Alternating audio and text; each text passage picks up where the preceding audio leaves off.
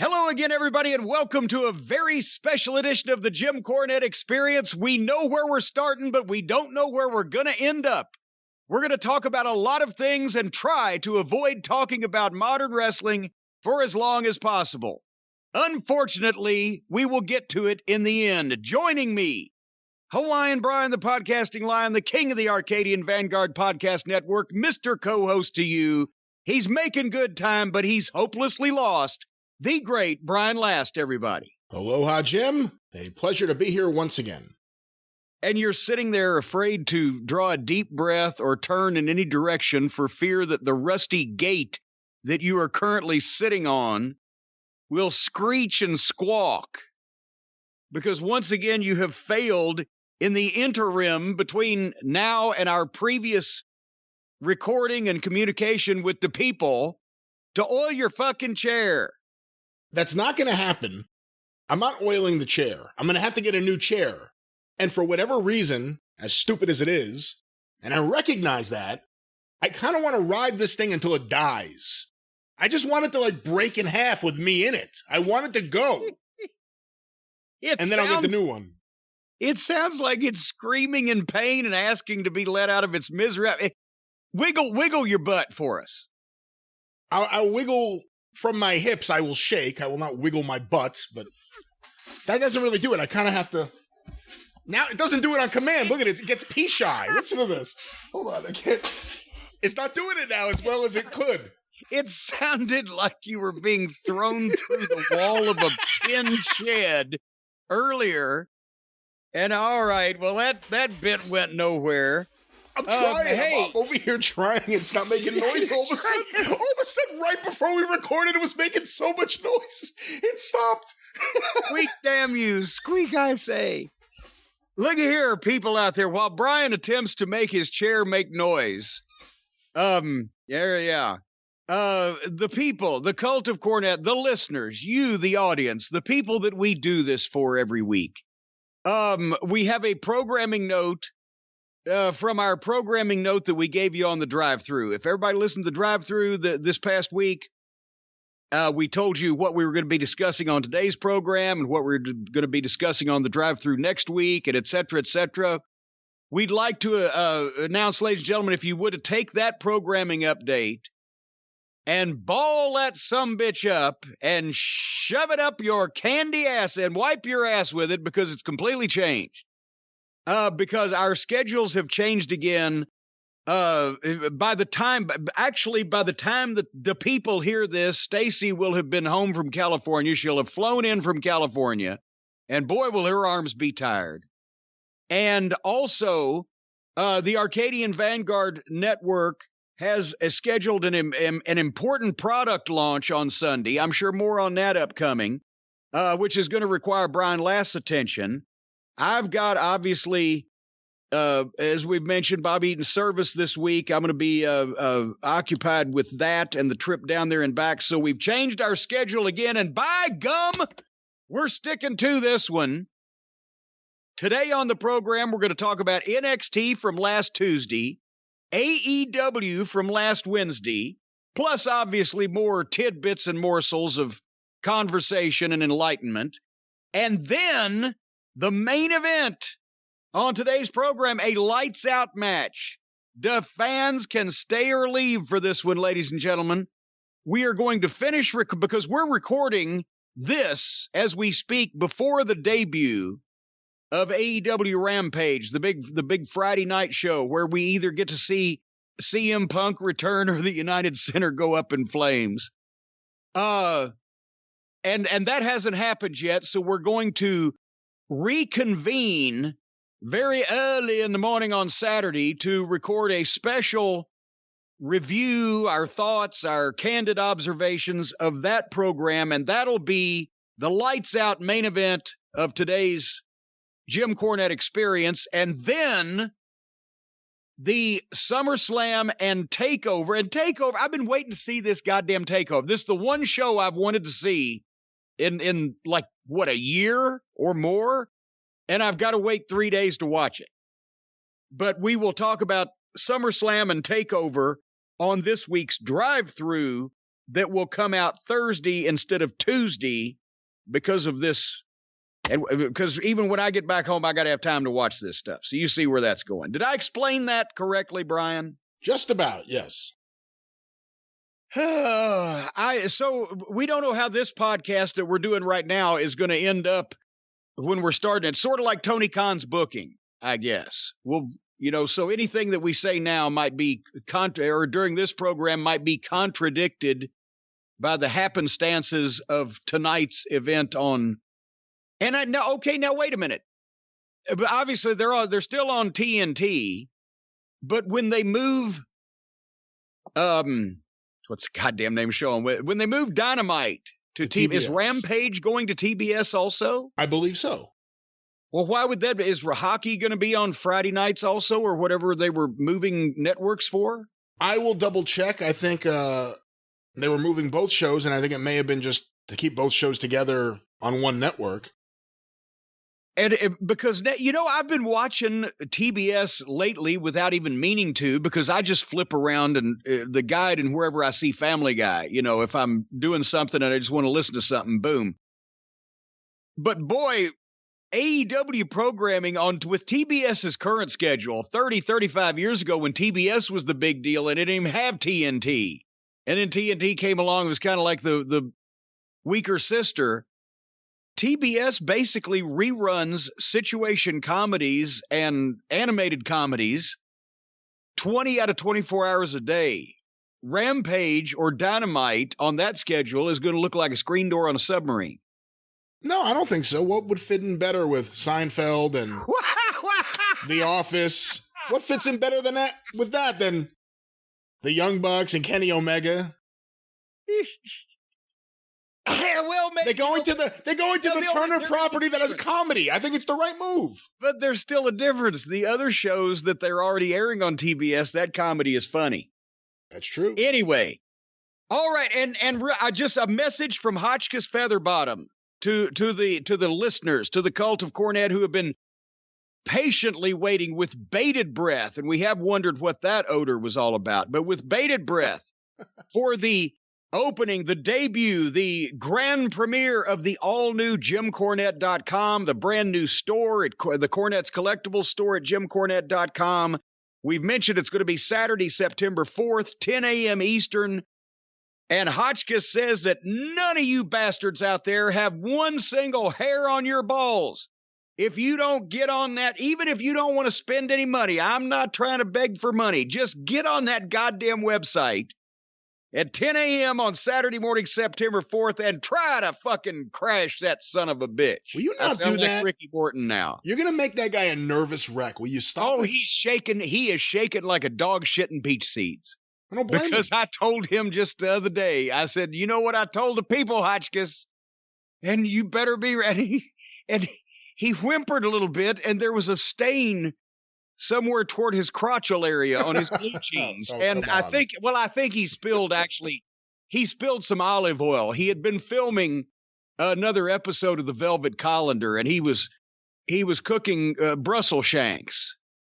Brussels shanks. Brussels shanks. Yeah, you've never had Brussels shanks? I must admit I have not tried that, no. He serves them with sautéed cauliflower puree and a fine mixture. It's a sugarcane drink that also has some type of, what was it he said? Something ephedrine in it. I'm not sure. Oh, sign me up. Nice pickup. Oh, God, sign me up. I'd love some. But anyway, so if you're wanting to purchase... Ephedra? No, God, I'm going back to JimCornette.com now. Ephedra was great. Everyone had a six-pack, although everyone was manically depressed. But everyone had a six-pack. It was wonderful. What? I don't care whether they drink beer or not. And then they banned it.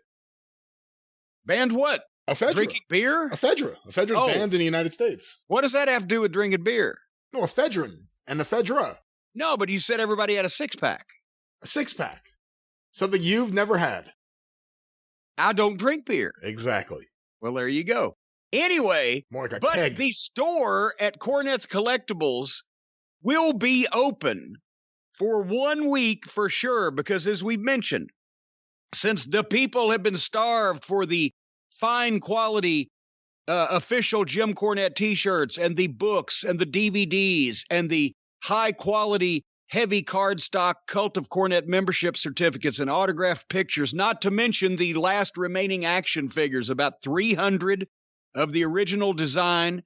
I think a little less than 800 as we've counted of the Christmas variant, and those will not be replicated or remanufactured. We're going in different directions in the future.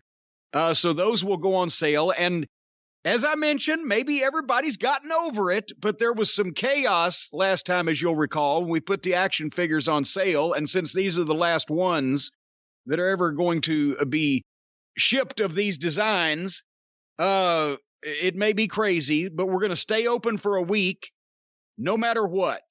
And then I'm going to close down and attempt to fill all of those orders because, as we've mentioned, I still do all of this to order. Everything is custom signed, personalized, the whole 9 yards. And I hope to be able to then open back up before Christmas. But just a word to the wise, if you want something of mine for Christmas, besides my utter disdain, order it between September 4th and September 11th, and you'll be guaranteed to get it. And everything else for the rest of the year is up in the air. We're going to see what happens.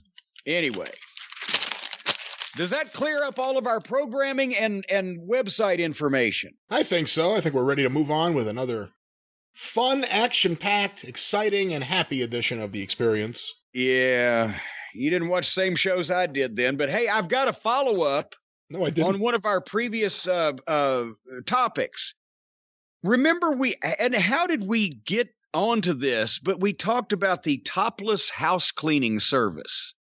How did we branch off onto anything that we had planned to discuss to get there? Do you remember? Unfortunately, I think it was during one of our spots. I don't even remember which one, but one of them I'm trying to think off the top of my head which one would have triggered us to go down that road. I'm not sure. It's probably better we don't mention it just to bring it in case they missed it also. And they're still sponsors of the fine programming we do here. But anyway, we were talking about, obviously, we scoff-laughed at topless house cleaning or nude house cleaning. That's obviously got to be a euphemism, as the people say.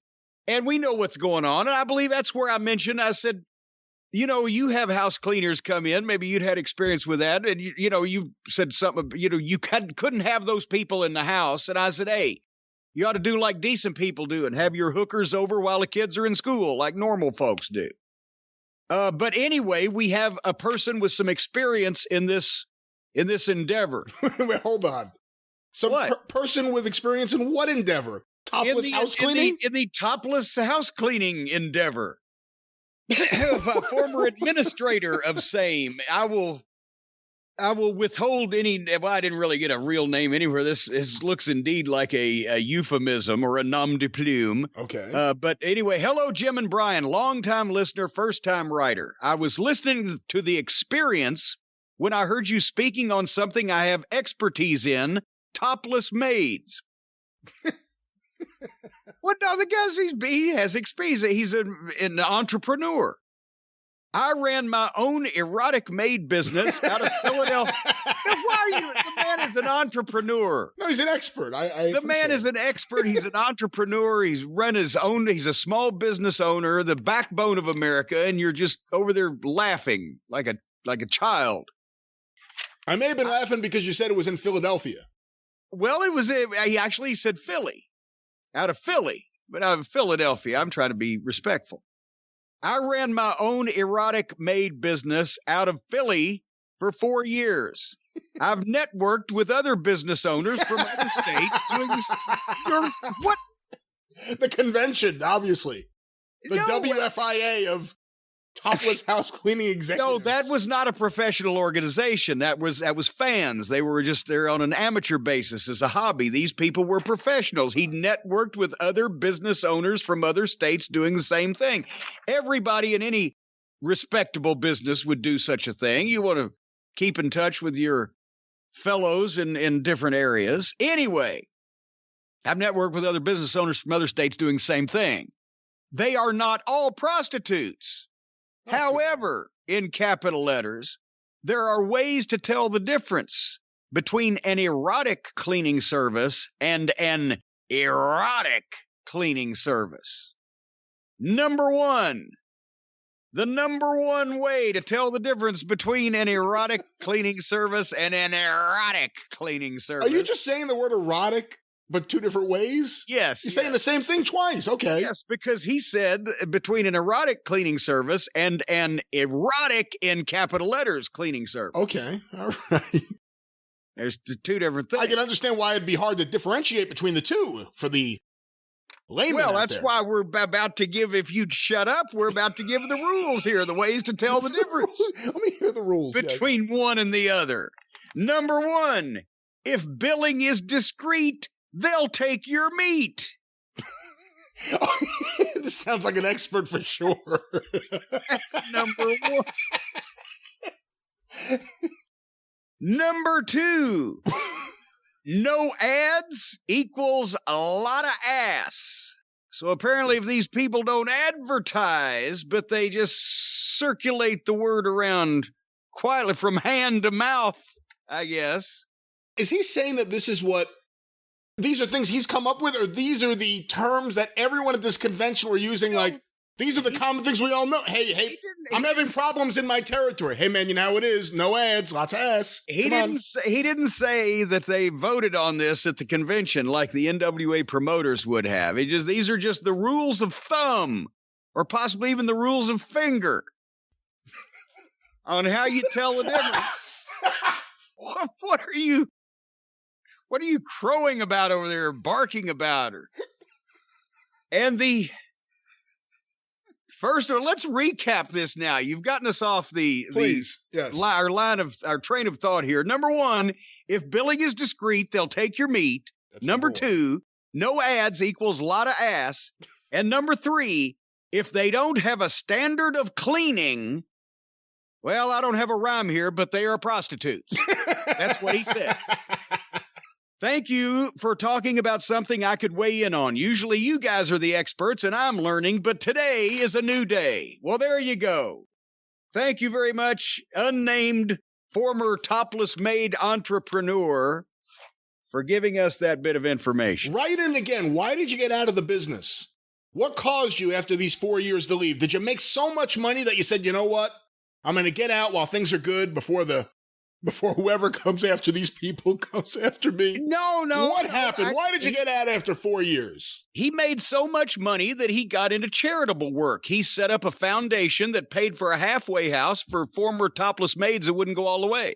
Did he say in the email which one of the services he ran?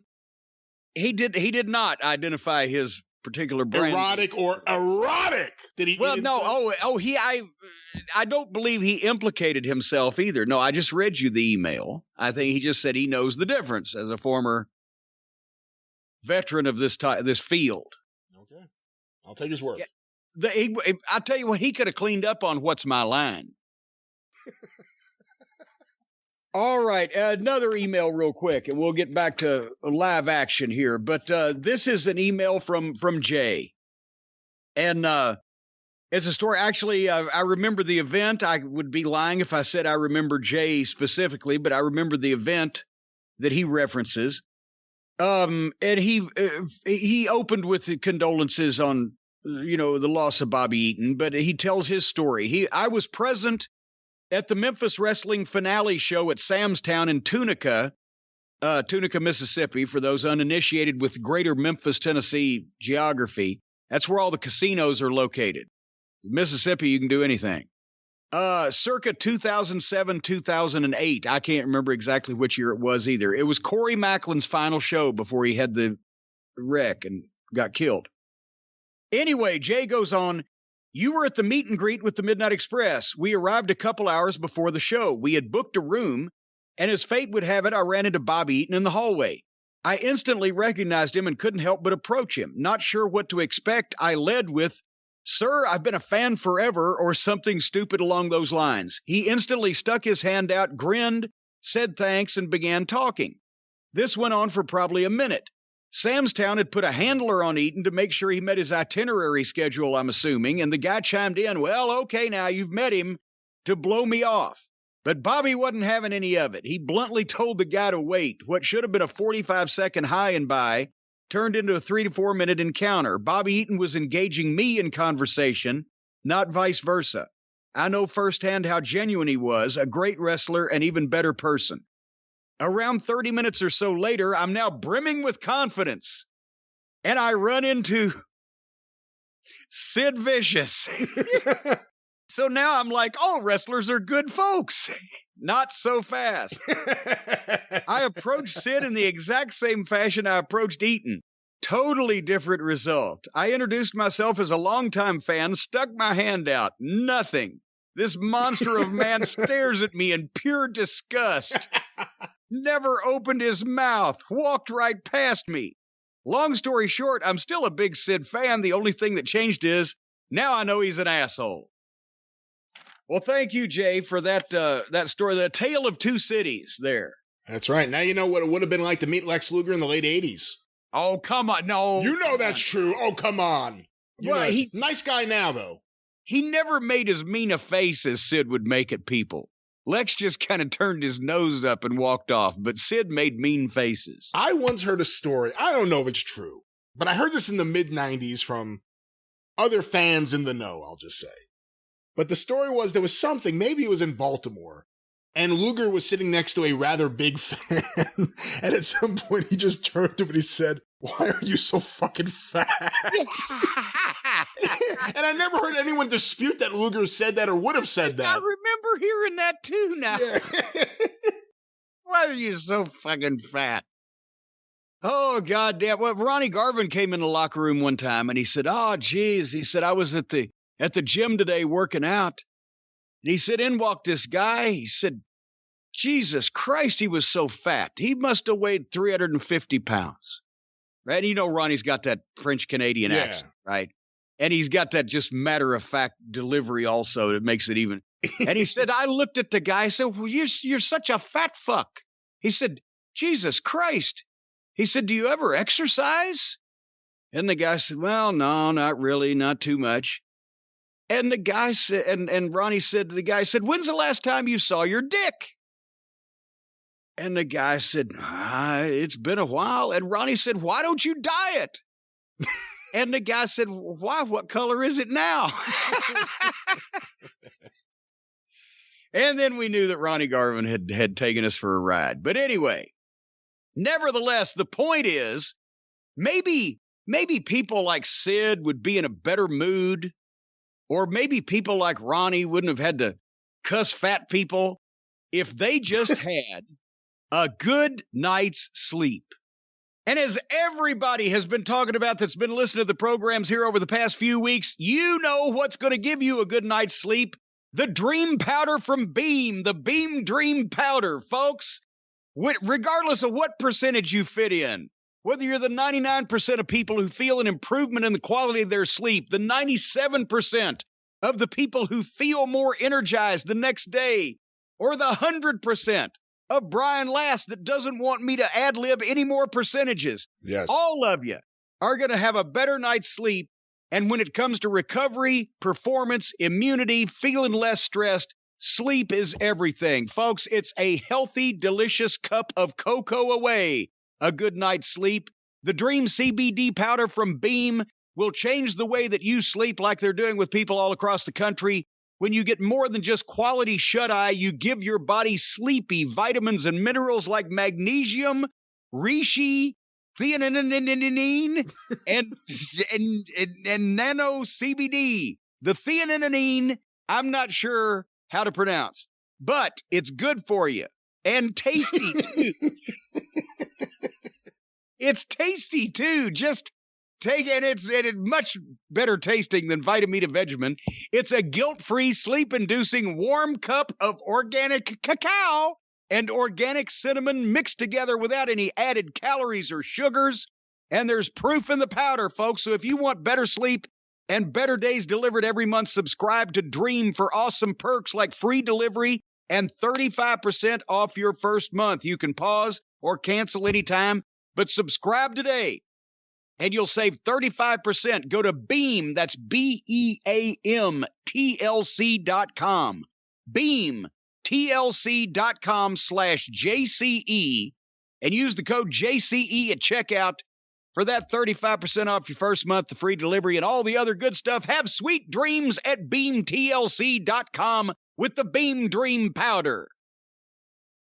That's right. I think it also is nice that it appeals to the listeners out there who have a lot of guilt, because it being a guilt-free, sleep-inducing, warm cup of organic cocoa, the guilt-free part is so appealing to anyone who has lots of problems with guilt. Well, you're a guilty person. You feel guilt. I am truly Jewish in that sense. I feel lots of internal guilt about stupid things. You can't just be willy-nilly just fucking drinking regular old cocoa. That's full of all kinds of bad shit for you. But if you drink the cacao and the organicness of the cinnamon and the CBD-ness of the beam, and then you have dreams, I mean, my God.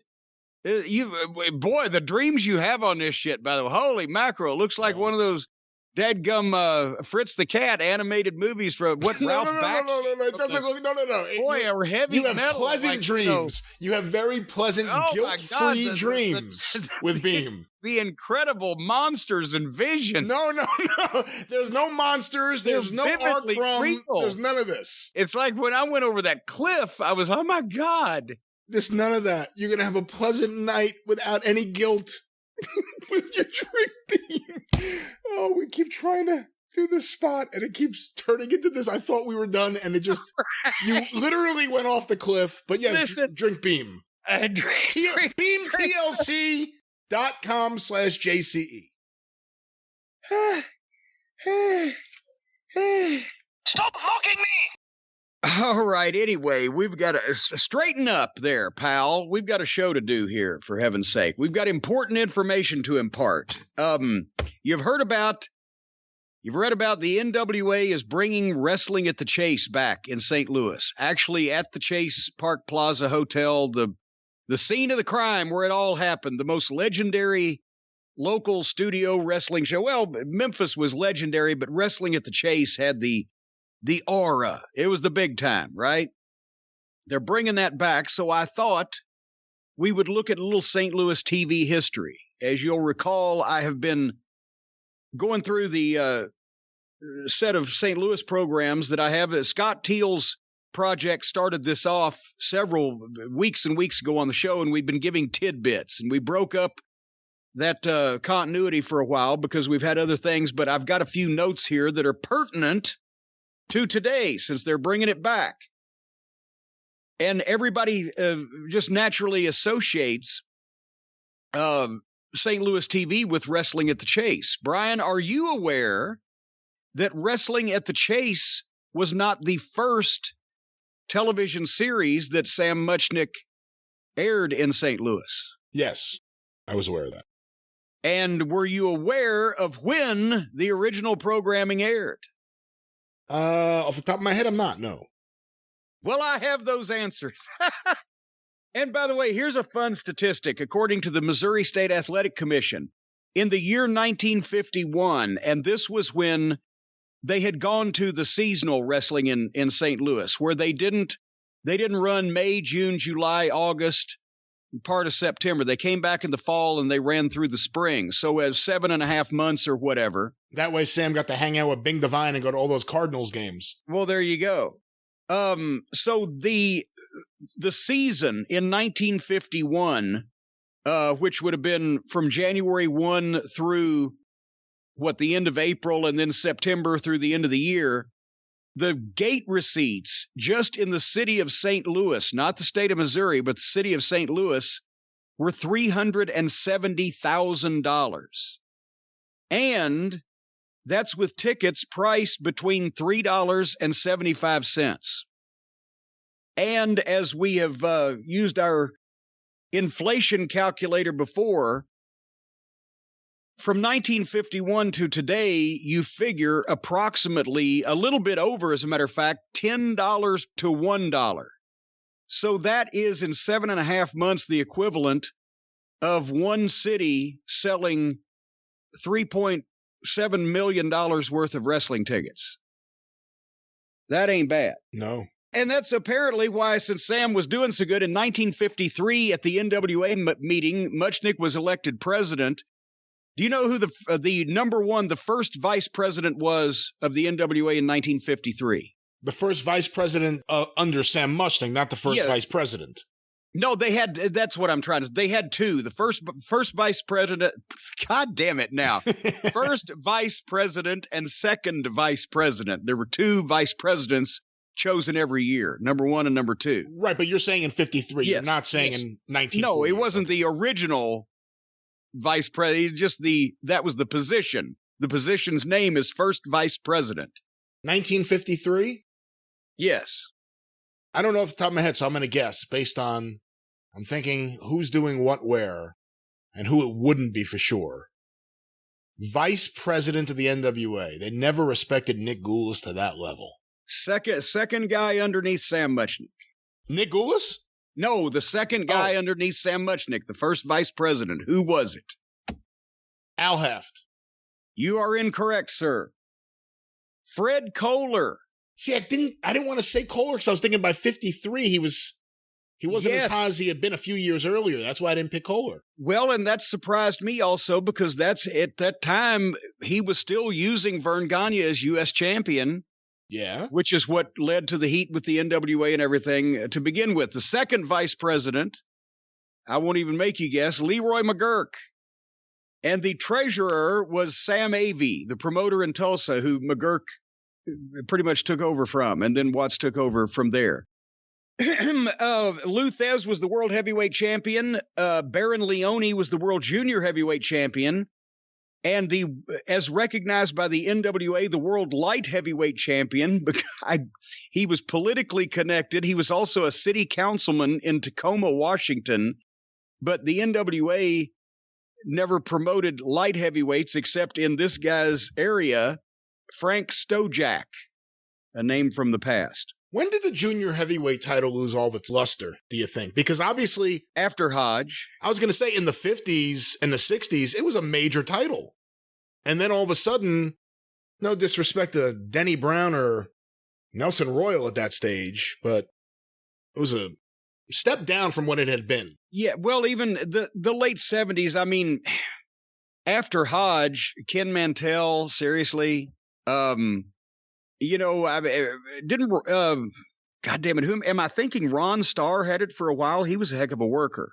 Very good worker, but I'm not sure off the top of my head. I should check. Rock Rims wrote a biography of, or I guess it was Ron Starr wrote it with Rock, so it's autobiography technically. Ron and Rock wrote it. Ron and Rock. If you've read the writs, if you've read the writs they've written, you'll know they're really well written writs. Anyway, we're getting sidetracked.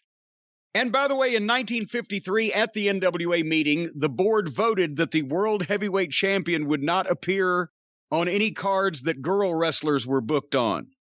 That was probably a Thez. That was edict. A Thez rule. Yeah. Thez did not want to appear on cards with women, midgets, or the wrestling bear because he felt that it made the world championship and the business in general look less than legitimate, which he had ample points probably for that, but or he was scared of Gorgeous Gus.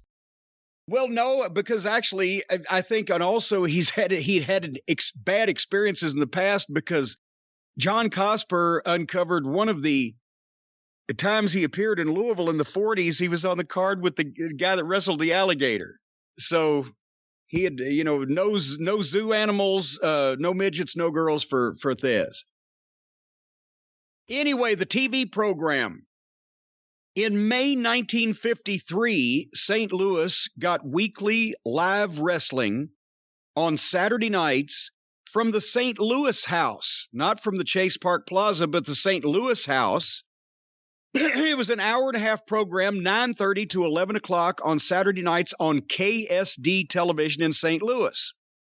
And the reason why that they got that is because the Stag Beer Company, or the brewery that made Stag Beer, became the official sponsor and set up the Stag Beer Wrestling Network. And not only was this show on KSD in St. Louis, but also on WHBQ in Memphis. Channel 13 that would later put the Memphis studio wrestling show on. In Memphis, there had been some telecasts on WMC in I think 1951, maybe early 52, from the Ellis Auditorium on Monday nights, where they showed an hour block of probably 2 of the matches on the card or whatever. And then that went away, and there was no local wrestling in Memphis on television until Roy Welch and Nick Goulas took over the town, and they got on WHBQ, which was 1959, right as Sputnik Monroe was 58, late 58, as Sputnik was coming in. But they could see the matches from St. Louis in Memphis because this beer company apparently was a hell of a sponsorship, and they were not only on in WHBQ, but also WCIA in Champaign, Illinois, and the TV station down in Cape Girardeau, Missouri. So in that kind of rectangular area, the viewership between those markets was listed of over 1 million people. And of course, back in those days, there was a high viewer count per home because if you had a television, you only had one. So everybody in the house was watching the same television if they were watching TV at all. So you got, but that's Memphis, St. Louis, Champaign, Illinois, and Cape Girardeau accounted for 1 million people in the United States watching pro wrestling on Saturday night at 9:30. They ran 2 years on television on Saturday nights, live on TV. And then when the TV contract was up, they were so popular, the St. Louis house shows were smaller shows with not as many big stars, not the main event matches, but they continued on the off weekends that they didn't run a big show at the Kiel Auditorium or at the arena, the Checkerdome later, as it was called. They would have shows at the St. Louis house on the off weekends on Saturday nights. So they were still running weekly live wrestling of some description in St. Louis. But that show ran from May 1953 to May 1955. And the reason why it was canceled because the brewery was sold and the new owner ixnayed the sponsorship. And the fans organized letter writing campaigns. They talked about it in the programs. And basically Sam told them, hey, we're not going to put a television show on the air until we get a sponsor to cover the costs and et cetera. And that was why all the fans kept writing letters and blah, blah, blah in St. Louis. And finally, it was, about 4 years later, Muchnick ends up on an airplane with Harold Koppler, who was the head of the new station in town, KPLR. And they made a deal on the back of an airplane napkin for them to produce the program from the Chase Park Plaza. And that program ran, it ran from 1959 until the St. Louis Wrestling Club pretty much dissolved, didn't it? Not from the ballroom. Vince McMahon took it over. Vince McMahon took over wrestling at the Chase until, that's right. I guess mid-'84? When did it actually fold? And it was just WWF at that point without wrestling at the Chase. Yeah, mid to late because they were customizing. Yeah. Larry Matysik had got involved at first and said, this is not going to go anywhere. And there was some turmoil at the end and it hurt St. Louis badly. But even though wrestling at the Chase hadn't been at the actual Chase for a while, they still call it, the program was so ingrained as a cultural institution with that title that they kept the Chase name, but it ran 25 years. And what was worse for St. Louis, Vince McMahon in 84 and 85 or Bob Geigel after he pushed out Larry Matysik? Vince could not have gone in there and taken over had Geigel and everybody else involved besides Larry Matysik not run it into the ground in just 2 years, a year and a half after Sam was gone. Think of how many people who helped Vince almost got shoved into his lap. Not in any sexual way, but just in terms of the people he needed. Jim Barnett got pushed out. Vince McMahon was ready to take him in. Larry Matysik pushed out, struggling. Vince McMahon's ready to work with him. Mike LaBelle was his own animal, and he ended up suing Vince, of course. But so many of the guys that Vince needed for his national push, and especially like St. Louis targeted towards specific markets, These people were just sent to him. They were pushed out of the mainstream NWA, and Vince was ready to collect them and do what he did. Sam Muchnick retired on January 1st, 1982 with a sold-out show at the Checker Dome. There was 18,000 people. It was front page coverage in the newspapers and the TV stations. Sam was an institution. Everybody was there to pay tribute. Within not even a year, Geigel and honestly, Pat O'Connor too, and Bulldog Bob Brown was involved because they Harley. Harley unfortunately was involved, but they integrated St. Louis into the Kansas City territory, and because they all were owners in Kansas City, and Kansas City and St. Louis were worlds away when Sam was running it in terms of the business and the level of talent and etc. The main event Kansas City guys were the third match in St. Louis. So within a year, the screwy finishes and just Zabadan, subpar talent, they'd run Larry Matuszak off, and he was going to start his own. He did start his own promotion, just like Sam had 40 years beforehand. And Blackjack Mulligan no-showed him when he was in the main event against Brody. Mulligan no-showed.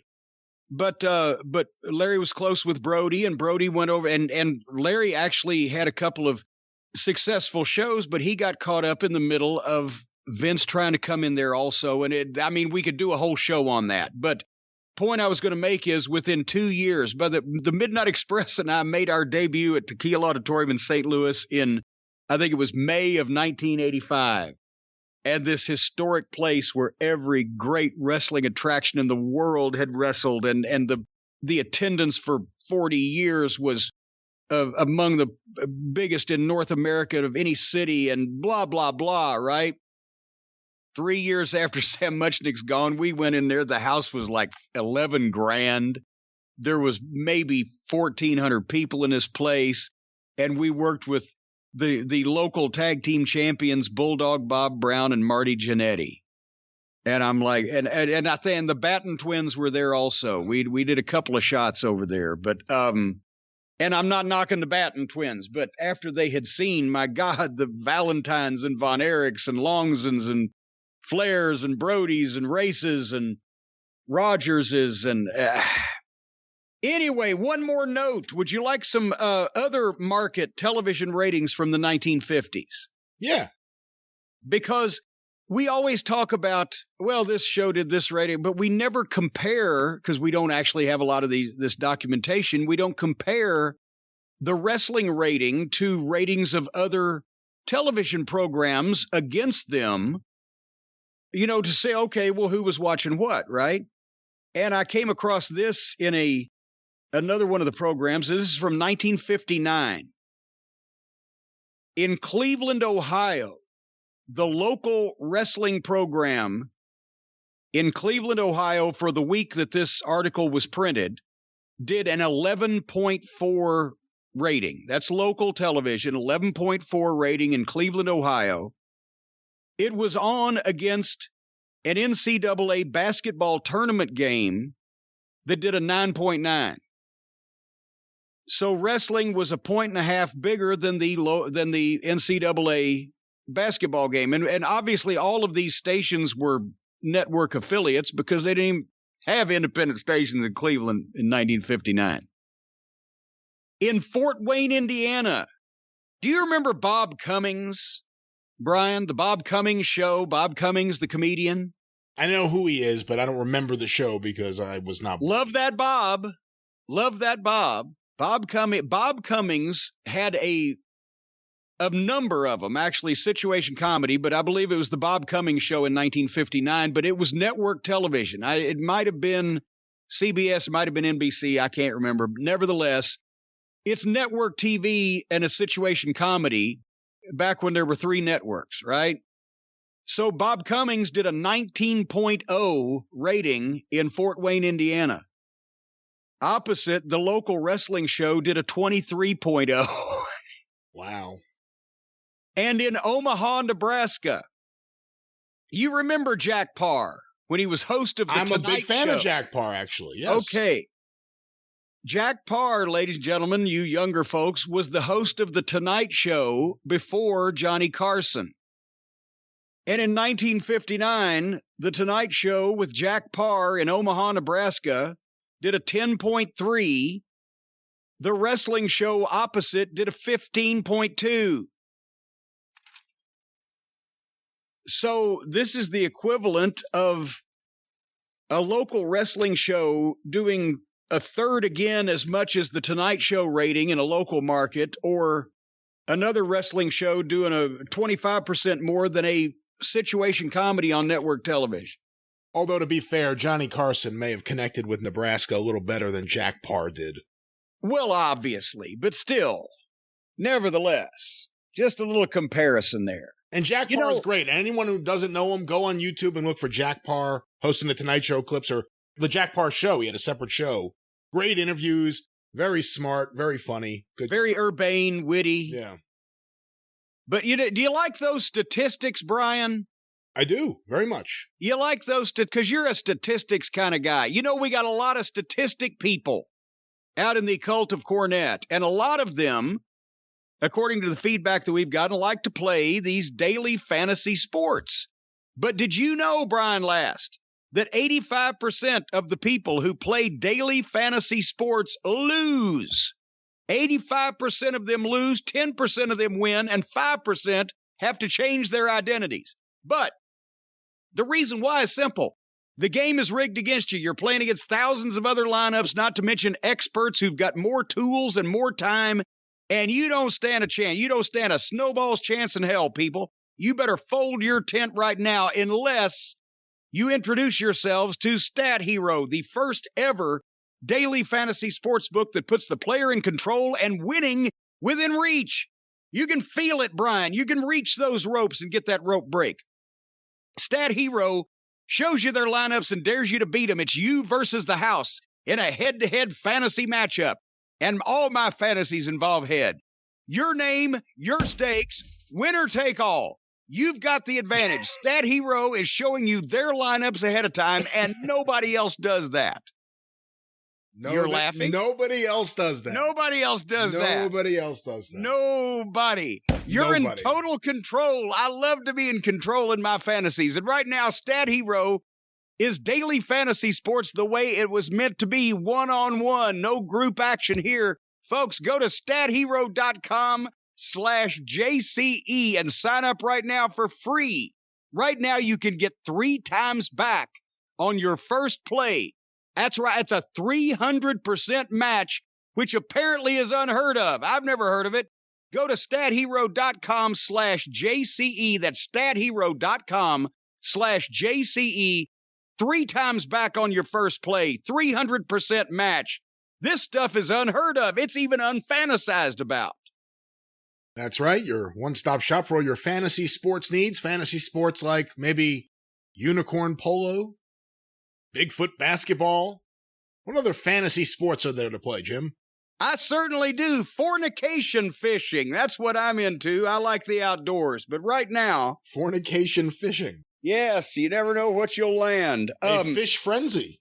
It's a literal fishcopia of thing. Anyway...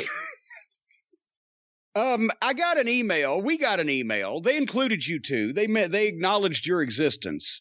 But the reason why I was going to read some of this, it's a lengthy email, but I'm going to read a bit of it. But they actually provided documentation, the actual documents and everything, the advertisement and the agreements and the whole 9 yards for this. So this is legitimate. Because I didn't want anybody to accuse us of doing another one of these hearsay things, like when we had the email from the person who worked as an extra on the shoot at the Hardy compound, and that's where the House of Hardy's better half started getting all lippy with us because we read that email and it was unflattering to her. But anyway, so this one's legitimate. Hello, Mr. Cornette and Brian. I'm a 31-year-old actor in Pittsburgh, Pennsylvania, and the night before AEW Rampage, I got an email from this casting company I'm with asking for wrestling fans. So I paused this 1983 hacksaw match that I was watching at the time and get onto the casting site. Underneath the large, bold letters asking for wrestling fans, the description immediately begins asking for roller skaters, BMXers. BMXers? Do they have people on that bikes? can have People on bikes, on a BMX bike. They have people that can have BMs on bicycles on command? BMs on bicycle. What's a BM? It says BMX. Well, a BM, a bowel movement. That's not what. They're riding a bicycle while they're taking a shit, and they can do it on command, and they hire themselves out for this line of work? What he means is they're looking for people who can ride a bike, a BMX, maybe like you see in the X Games. I've never seen the X Games. Anyway, roller skaters, BMXers, and skateboarders, and wrestling fans. Without thinking too much about it besides my face in front of a casting director, I pop on the studio lights and shoot a 45-second audition video as requested, basically introducing myself and my relationship to wrestling. 30 minutes later, I get an email from a guy at the marketing agency asking to sign the proper forms, including a COVID form. A minute later, the guy's personal email pops up asking me if I own a skateboard. I immediately replied no. And then he goes on to ask if I can pick up a skateboard from the local Walmart if he orders one. I agree and go to sleep after watching a weird Tony Zane versus Ken Woodby match. In the morning. Why do we need that detail? But okay. I love Tony Zane, too. What a guy he was. But he was a human bruise. He was very bruised. He was bruise prone. No, I mean, if you looked at him sideways, he'd bruise horribly. Anyway, in the morning, the guy says the Walmart lied and didn't ever have a board in stock. I suggest checking Target, and he fucking cancels the whole deal. So a little butthurt, I rolled up some weed and started making other plans for my Friday evening. 30 minutes later, the guy texts me asking if I'm still available. I respond and say, yeah, that I get ready. I grab a $20 skateboard from Target and go to the Peterson Event Center. I check in, immediately get my face painted to match Darby's custom face paint. Remember, this was the deal where they had all the skateboarders they just came in like, I don't know, like rats from a sinking ship. Remember that? Well, yes, I remember that. But he walks back out into the 87-degree heat to really notice the talent I'm working with today. It seemed that I was only one of maybe 5 actors in the place because everyone else could actually ride and had owned their badass skateboards. After a couple of test shots, the cameraman throws on his skates. The cameraman's on skates now. And we start rolling. Because I'm a pro, I stay in the back and kind of off to the side, which allows me to be one of the first people to see the frosty-haired Darby Allin when he walks out of the building. Darby, being just as thin as you think he is, walks out with what looks like a wrestler, a tall guy of 240 pounds, long hair and beard. The lady calls cut and runs over to Darby. And the skaters start talking. They think the tall guy is the damn dude we were shooting for. On my dog's grave, I heard a guy say, "That big fucker can skate?" before another guy pointed to the nice board that Darby was holding. Harley's coughing again. Anyway, I got to get her a Benadryl. Anyway, we then start to do a free skate session so the cameraman can get B-roll on Darby doing various tricks and shit, mainly him holding onto the dirt bike that was somehow allowed on this college campus. Afterwards, we do setup shots with skaters in a row and the bikers behind, Darby in the middle like the leader of a Warriors film gang. When those shots were done, a skater walked up to Darby and asked, "So all of this is for you. How does that feel?" And Darby freezes before the director notices the circling locals and calls him away. Apparently they got more warrior shots on the escalators and on the curve of this steep hill that Darby actually skated or bombed, as the skaters were saying, which really got him over with him. Anyway, we shoot for another 40 minutes before it's all over. Right before we all break, I step over to Darby and say, "This angle you're working is bringing kids into wrestling, dude. That's sick." And I guess he means sick, I guess, in the way the kids say it these days. That's sick is good. That's right. Rather than you're bringing kids in and that's sick, like you're, No, it's a good thing. Be on a registry somewhere. No. Don't even joke about that. Thing. It's sick in a good way. It's sick in a good way. Yes. It's almost incurable. Remember the Seinfeld episode where George and the other guy are fighting over the parking space? And Jerry found out the guy had called him a phony. And Jerry says, "You called me a phony." And the guy says, "I meant it in the good way." And he said, "Oh yeah, give me an example." And the guy goes, "Man, that Michael Jordan, he's so phony." It's the same thing here. Well, anyway, So he's sick. It's sick. But Darby nods and kind of steps back looking at me. We shake hands and I start moving up the hill. From the corner of my eye, I notice Darby walking towards me. And he says to me, I got a skateboard coming out with Death Wish on it. It's going to be sick. Watch out for it. All right. Okay. Well, there you go. Inside story of the Darby Allin shoot. And the more I hear of Darby Allin, the more I think if he just had somebody to talk to, Brian, to work out some of these wishes that he has to jump off of things for fun. I will say he probably should talk to someone, although whoever he's talking to for animated intros, that's a home run. The animated intros are good. Yeah, it's like right out of a Fleischer film. It's fantastic. Yes. As far as his... However, the boy needs help. Life. The boy needs help. And he better get help. I almost got there before you turn around and pulled me right out of the bar. Folks, if you need somebody to talk to about issues going on in your life, BetterHelp is there for you. We read an email just a week or so ago on the program here from another one of the listeners who couldn't get scheduled to see anyone and within a month's notice and was at their wits' end and finally contacted BetterHelp and got scheduled within 48 hours, and it made a big difference. As we've mentioned, BetterHelp will assess your needs and match you with your own licensed professional therapist. You can start communicating in under 48 hours. It's professional counseling done securely online with a broad range of expertise that may not be available locally in many areas. And the service is available worldwide. So you can log into your account anytime, send a message to your counselor, get timely responses, weekly video or phone sessions if you like.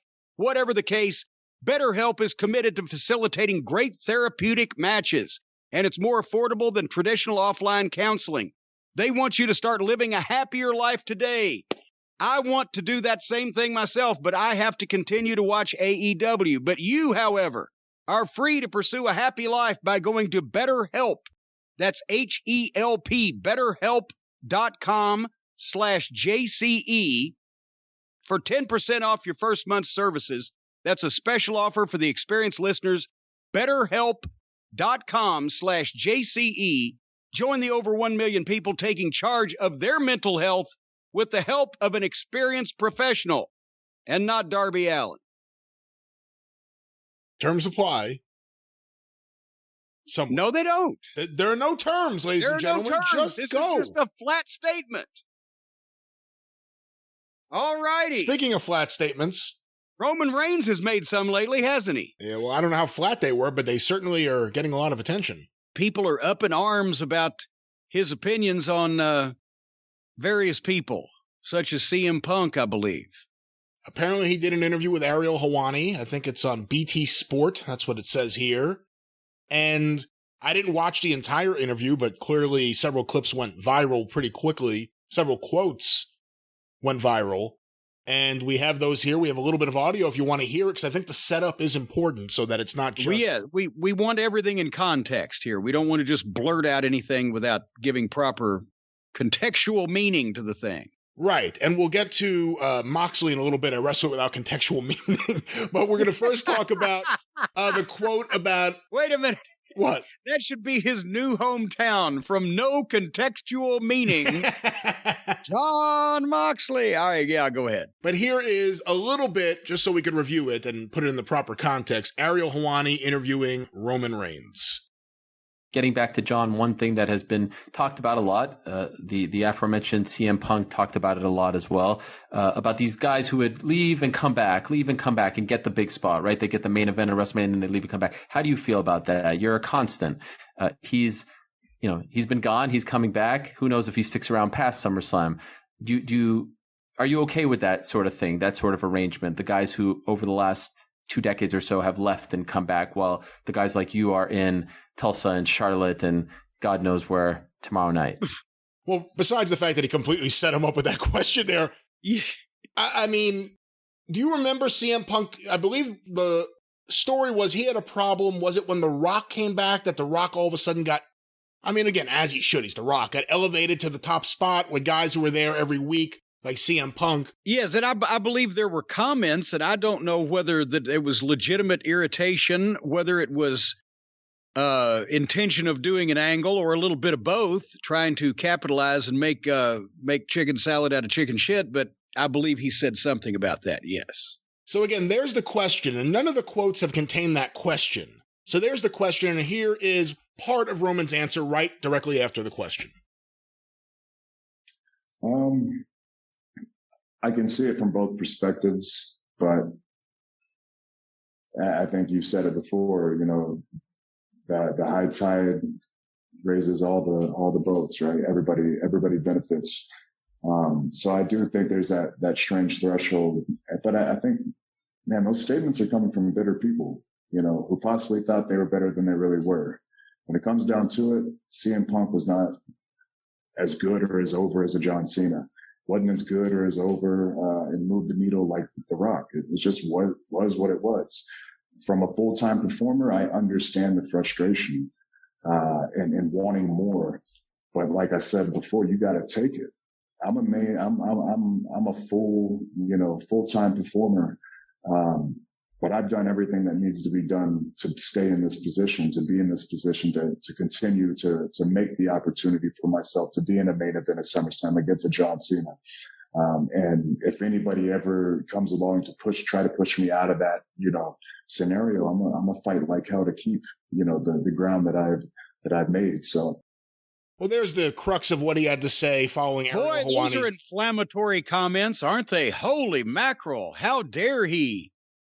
No, everybody, the tweet that was tweeted out was basically Roman Reigns just saying, these statements are coming from people who thought they were better than they were. CM Punk wasn't as good or as over as John Cena. He didn't move the needle like The Rock.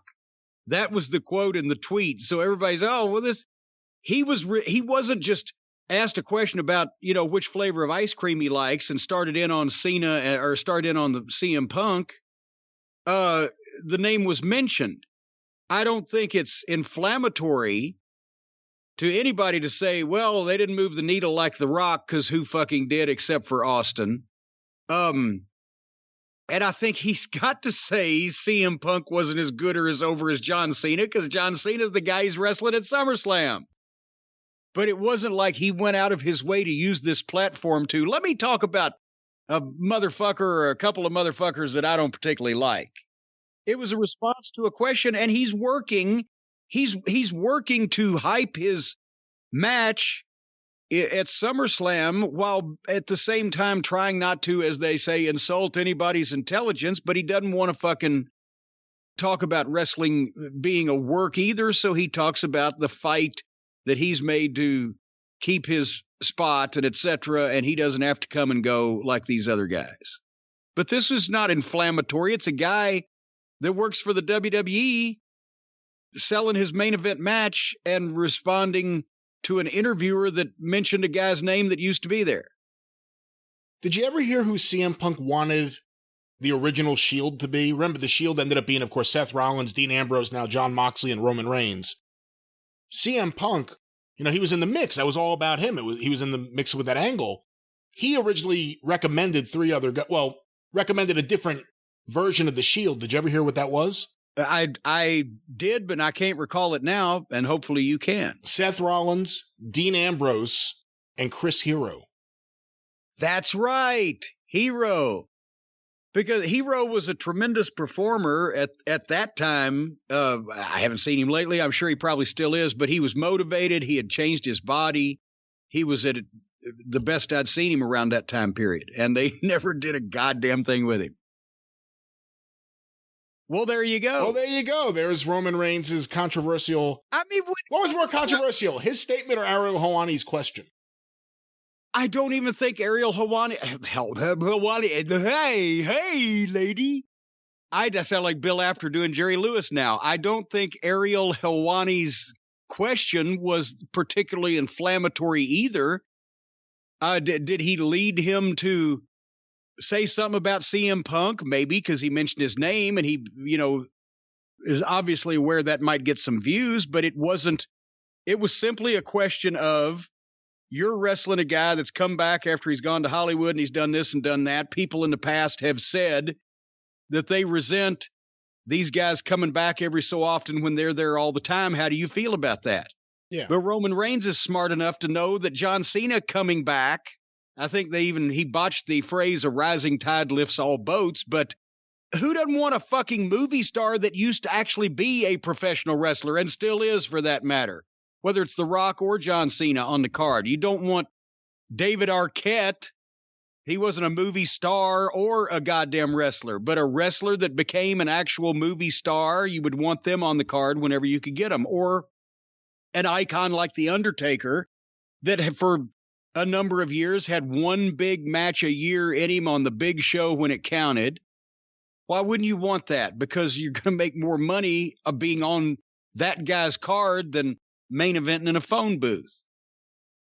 Well, there were some other quotes from Roman Reigns about a former partner of his we mentioned earlier, Dean Ambrose, now Jon Moxley in AEW. Did you see these quotes? I would love for you to enlighten me on those quotes. Again, from the same interview with Ariel Helwani on BT Sport. The quote, he still calls him Dean, by the way. Dean obviously is doing what Dean is doing. I think he's happy over there at AEW. If he could have been the man here, he would have been the man here, but he couldn't be the man because I'm the man. So some people, again, like with the CM Punk comments from Roman Reigns, are taking that and running with it like it's some deep dig at Dean Ambrose. Oh my God, I don't know how Dean Moxley or John Ambrose, or I don't know how he'll just bear this, how the shame of Roman Reigns saying he can't be the man because I'm the man. How inflammatory a comment. He stabbed him to the quick. He also said he last spoke to Moxley, quote, "It's been a while. The last time was around WrestleMania. I need to reach out to him and give him congrats on the baby and everything. With everything going on and pandemic and being back on the road and dealing with John Cena, it's been a crazy quarter." I like that. Hold on. Everything going on. And pandemic and being back on the road and dealing with John Cena. Dealing with John Cena. the Cena-demic. He uttered the truth. Dean Moxley or John Ambrose could never have been the man, the face of the company in the WWE. He wasn't going to be. He might have won a title, but he wasn't going to be the face of the company. That wasn't ever going to happen. Over across the street on the other network, the standards for what the man, the guy should look like are a little bit more relaxed. So he's obviously got a better chance at it there. But he don't look like Roman Reigns, and so he's never going to be in Roman Reigns' spot in the WWE. But this is not a verbal evisceration. And, that's why why is this news? Why is everybody, what he said? He's a guy working and selling his SummerSlam match. Who the fuck is he going to say is better than he is? Nobody. Once again, Roman Reigns doing the best work of his career right now. I tell you, the way that some of these fans and even some of the modern wrestlers think, Brian, it's almost like they're speaking in code. Yes, although not the code you're speaking of.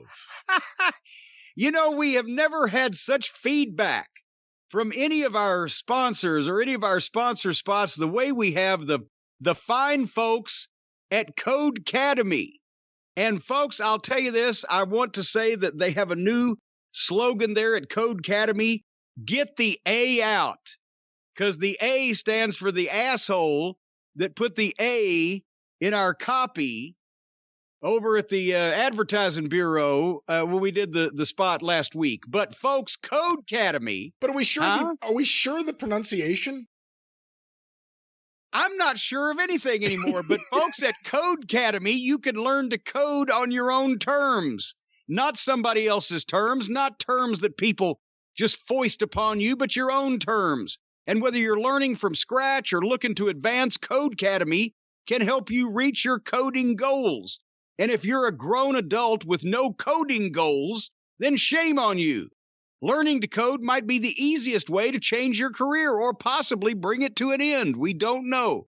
especially when you learn. No, we know. It's the best way to change your career and start something new. Bring it to an end and start doing something new that you'll enjoy on a more fulfilling basis. With the skills that you've learned from Codecademy. From Codecademy, not Codecademy, but Codecademy. Are you sure that the E it's at what the end of code?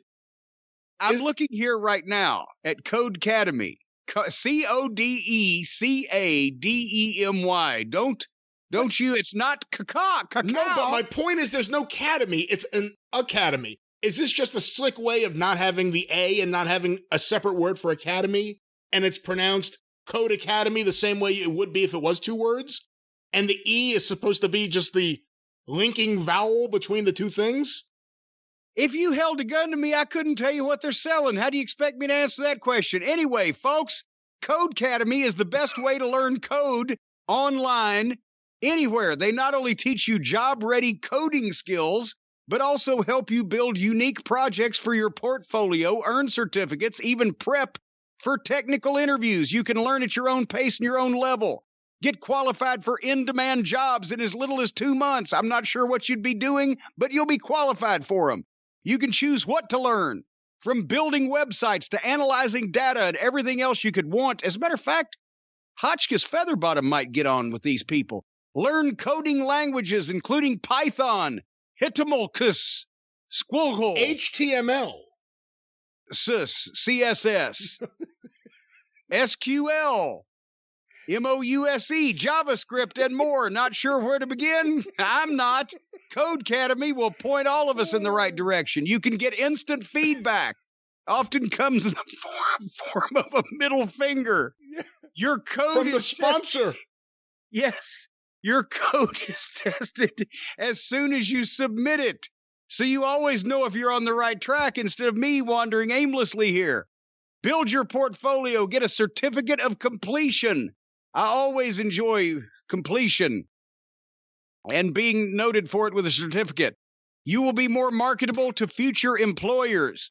They have tailor-made quizzes just for you to test your knowledge, and they even have tools and cheat sheets. Now, whether that sounds positively immoral, a cheat sheet, possibly it's just study material. That's what it is. Anyway, you can get help from other learners in the forum or connect with people near you in your local Codecademy chapter, and all of you people will be speaking in codes and tongues. Join the millions of people learning to code with Codecademy and see where coding can take you, because it's already got me way deep in the forest. Get 15% off your Codecademy Pro membership when you go to codecademy.com and use the promo code EXPERIENCE. That's promo code EXPERIENCE at codecademy.com to get 15% off Codecademy Pro, the best way to learn code. CODECADEMY.com, promo code EXPERIENCE. With a drava over the E in the middle. And all kidding aside, and no matter how you pronounce it, I will say this is a great service because especially now, so many people who have either been working from home or have left the workforce or are ready to go back to the workforce may not want to go back into an office. And this really gives you the opportunity to learn the skills to be your own boss. That's right. And you can do it remotely from anywhere. Yes. And if you're doing it remotely, you'll have just the same idea as I have what this whole thing is about. Remote, if any. But anyway, are you ready to talk about some modern wrestling? Not really. Well, we're going to do it anyway. Actually, the first part is not only palatable, but promising, because if I hadn't watched NXT this past week first, if I'd have watched AEW, I wouldn't have been able to go on. I got NXT in first, and it was actually enjoyable enough that I had the patience, the energy, and the will to delve into AEW, and by the time that they drove me out of my mind, the show was over. And remember, as we said at the start, folks, the lights out segment on this program will be on the Friday night Rampage debut that we have not seen yet because it hadn't happened yet. But did you see NXT, first of all? I didn't. I was thinking about it, and then I just kind of kept moving on with my day. You missed the best stuff on wrestling programs this week was here, so you missed that. Some of the best, some of the worst, but I shall breeze through it. The opening match was Ilya Dragunov against Roderick Strong. Oh, see, I would have liked to have seen that. That sounds good. Exactly. Yeah. Exactly. And it wasn't supposed to be that way. It was supposed to be Roddy against Kushida. And somehow Kushida wasn't cleared. Hope, maybe he got that, white powder that I sent him in the mail. But Will you stop it? No, there was no white powder sent to anyone, and no one should do that. Nobody should do that. I don't even have his address. I'm just joshing. But we got Strong and Ilya instead of Strong and Kushida because of whatever reason, so I'm happy. However, Roderick Strong looks 10 years older and a lot unhappier than he did with the Undisputed Era. He's buzzed his hair differently, or he's got the beard kind of growing, and he looks older. He didn't have the oomph. He didn't have the face. I loved Strong, O'Reilly, Fish, and Cole together, and Roddy and Fish got fired, and Roddy is not looking at it. It took something away. But this match was two athletes wrestling, and it wasn't a main event. Ilya and Walter is a main event because Walter is a main event guy, and what Walter and Ilya put together in that match they had earlier or last year, whenever the fuck it was so good that you want to see a return match. But I don't think it's knocking anybody that say Ilya Dragunov and Roderick Strong will never be a main event in a major promotion. But it's a great match for the product. It's a great match to have on television or to have on a card. People don't laugh at matches like this. It was aggressive, competitive wrestling and good work. And they stuck to their styles. Roddy's an aggressive wrestling heel. Ilya's a technical baby face.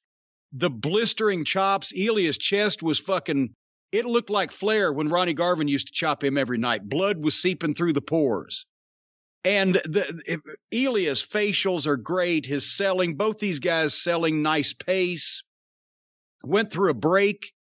And again, I'm thinking this is the modern style of pro wrestling that we could have had when wrestling, if wrestling had evolved, if the comedy writers and the cosplayers hadn't taken over. And again, this is not a money match with these particular guys, especially in the way they've been presented, but it's good for your show. It's good for your card. Nobody will laugh at it. Nobody will think it's silly or stupid. And this is also when you do the crazy stuff that draws the money, these guys stayed in the ring, no gimmicks, no chairs, no furniture, and they still kept your attention. I could have watched this all fucking night. At one point, Ilya German suplexed Roddy and busted his own eye open hard way. I guess I don't know what of Roddy's came down on his forehead, but now Ilya's bleeding. And it looked like an old-fashioned juice job, and he's selling the juice great with the facials. They were doing creative stuff. And finally, just into the finish, they'd been back and forth, and Ilya caught Roddy coming off the ropes with a flying uppercut forearm. Boom! Cover 1, 2, 3. Just great stuff. Excellent performance. And Ilya, he's smaller, and he has that look I mentioned. He looks like a Russian fighter, a smart aleck, smart-faced Russian fighter. He's not that big, but he's in shape and he's put together and he has that look. He's the underdog babyface that all the smaller guys in both the WWE and AEW wish they were. But he has that fire and that oomph, and he won't quit. And you can tell he's taking real punishment. It's not like they're giving him bumps off the roof through all this furniture and he kicks at it too. It fits the presentation. The point is, what an underdog. He's a modern Ricky Morton type. If Ricky had ever looked like a Russian shoot fighter. Anyway, since you didn't see it, I won't ask your thoughts, but you missed out. So that's for all the people that say I never say anything good about anybody today. Now, you said you liked this show. There's no way they maintain that feeling you had coming out of that match in the next segment. No matter what it is, I have no idea what it was. Well, actually, hold on here a second now, because they did maintain it for a second. They did a package on Cole and O'Reilly. Okay. They're tied at 1-1. Takeover is the rubber match, the undisputed finale. They did a great package, sit-down interviews with highlights, a UFC-style fight build that incorporated their story. Adam Cole was great, basically telling Kyle O'Reilly, you're nothing without me. You were never anything without me. It was a serious personal issue. Nobody had their tongue in their cheek or sticking it out and wiggling it around at the camera. Then, after that, things dropped. Hit Row and the Lucha Suits are mad at each other, and surprise, surprise, they had a fake fight in the parking lot. I went out there, the three Lucha Suits and the three guys in Hit Row and the girl had a nightstick, and they go out and have a fake fight in the parking lot with lots of AJ, the big guy, picking people up and slamming them into the garage door, and a lot of grunting, and the girl hit one guy in the gut with the fucking nightstick. And it was, I used to love when you'd see a parking lot fight in wrestling, when you saw one every year or two. And now, since it's multiple times per show, and especially it was stupid given what was going to go on later on, but nevertheless. So blah. Poor Cameron Grimes is still the tuxedo-clad butler of LA Knight, and now LA Knight is bribing people to beat the shit out of Grimes and get rid of him. Hey, let me ask you a question. Having not watched in a while, and knowing several guys who were talented, who you liked, that were recently cut, what do you think Vince thought, or what do you think Vince thinks of Cameron Grimes? I don't know. Maybe if Vince's odd sense of humor comes in, the fact that they've made him a complete fucking buffoon will get him over with Vince. Maybe because they've got him tied in with DiBiase, if Vince has a soft spot for the $1 Million Man. Maybe if they'd seen him work, if Vince had seen him work a year or so ago when he still was halfway salvageable, they've made him a complete fucking idiot because this material is phony and nobody would ever believe it. And he's wearing this tuxedo to wrestle in. He's doing LA Knight's bidding, but Ted DiBiase is trying to save him from LA Knight and pump him up to be his own man. This whole, it's grown men doing this. So Grimes wrestled Josh Briggs, and LA Knight was going to pay Josh Briggs $10,000 if he fucked up Cameron Grimes, but Ted is sitting doing color with LA Knight, and Ted bet LA Knight double or nothing that Grimes wins. Teddy's half asleep on this thing. I don't know whether he's not into it or whether he's just, that's Uncle Joey's moving kind of slow these days. But by the end of the match, Cameron Grimes in this tuxedo looked like an unmade bed. His shirt was out. The fucking tails were flying everywhere. But Cameron Grimes won. So LA Knight turned around and punched Ted DiBiase while he's sitting in his chair. He just kind of fell back and slumped in his chair like he'd gone to sleep, and then hit some kind of fucking move on Cameron Grimes on the floor and left him laying. And so at TakeOver, if LA Knight wins, then DiBiase will be LA Knight's butler, which means we're probably going to get to see Teddy lead Grimes in some fashion, verbally or mentally or physically or whatever, to victory, which will mean that LA Knight, who still had a shot when they bring him in, he's fresh, he's in good shape, he can work pro wrestling style, he's got some experience, and he can talk. So they've pigeonholed him into losing stipulation matches against mid-card guys that they present as an idiot. Or DiBiase will be the butler. Because what's more Vince McMahon than hearing the news that DiBiase and his family are in some legal and financial trouble and saying, this is my opportunity of getting Ted and embarrassing him in my friendly Vince McMahon way. All righty, moving on in the program. Not a denial. Mr. and Mrs. Sameface were talking with Indy Hartwell, and they had a little 8x10 copy paper poster on the wall behind them missing Austin Theory. The one guy in that group that I want to see is the old, you never see him, And then the next match was Dexter Lumis and his heartthrob Indy Hartwell, as I've mentioned before, they're an item, against Jessie Kamehameha, the 6'6" girl, and Robert Stone, the manager, with Frankie Monet in the corner. The one that I want to see, the only one that I want to see is in the corner of the two I don't, in a mixed tag team match. Robert Stone is a foot shorter than Jessie Kamehameha. He's a manager. He's wrestling barefoot and doing cartwheels. So I'm not ribbing. Before he even locked up, he's doing cartwheels, and he does all comedy manager stuff that you can tell that he's trying to do it, and he's parodying managers, and it's fucking silly, and I was done with this. I fast forwarded.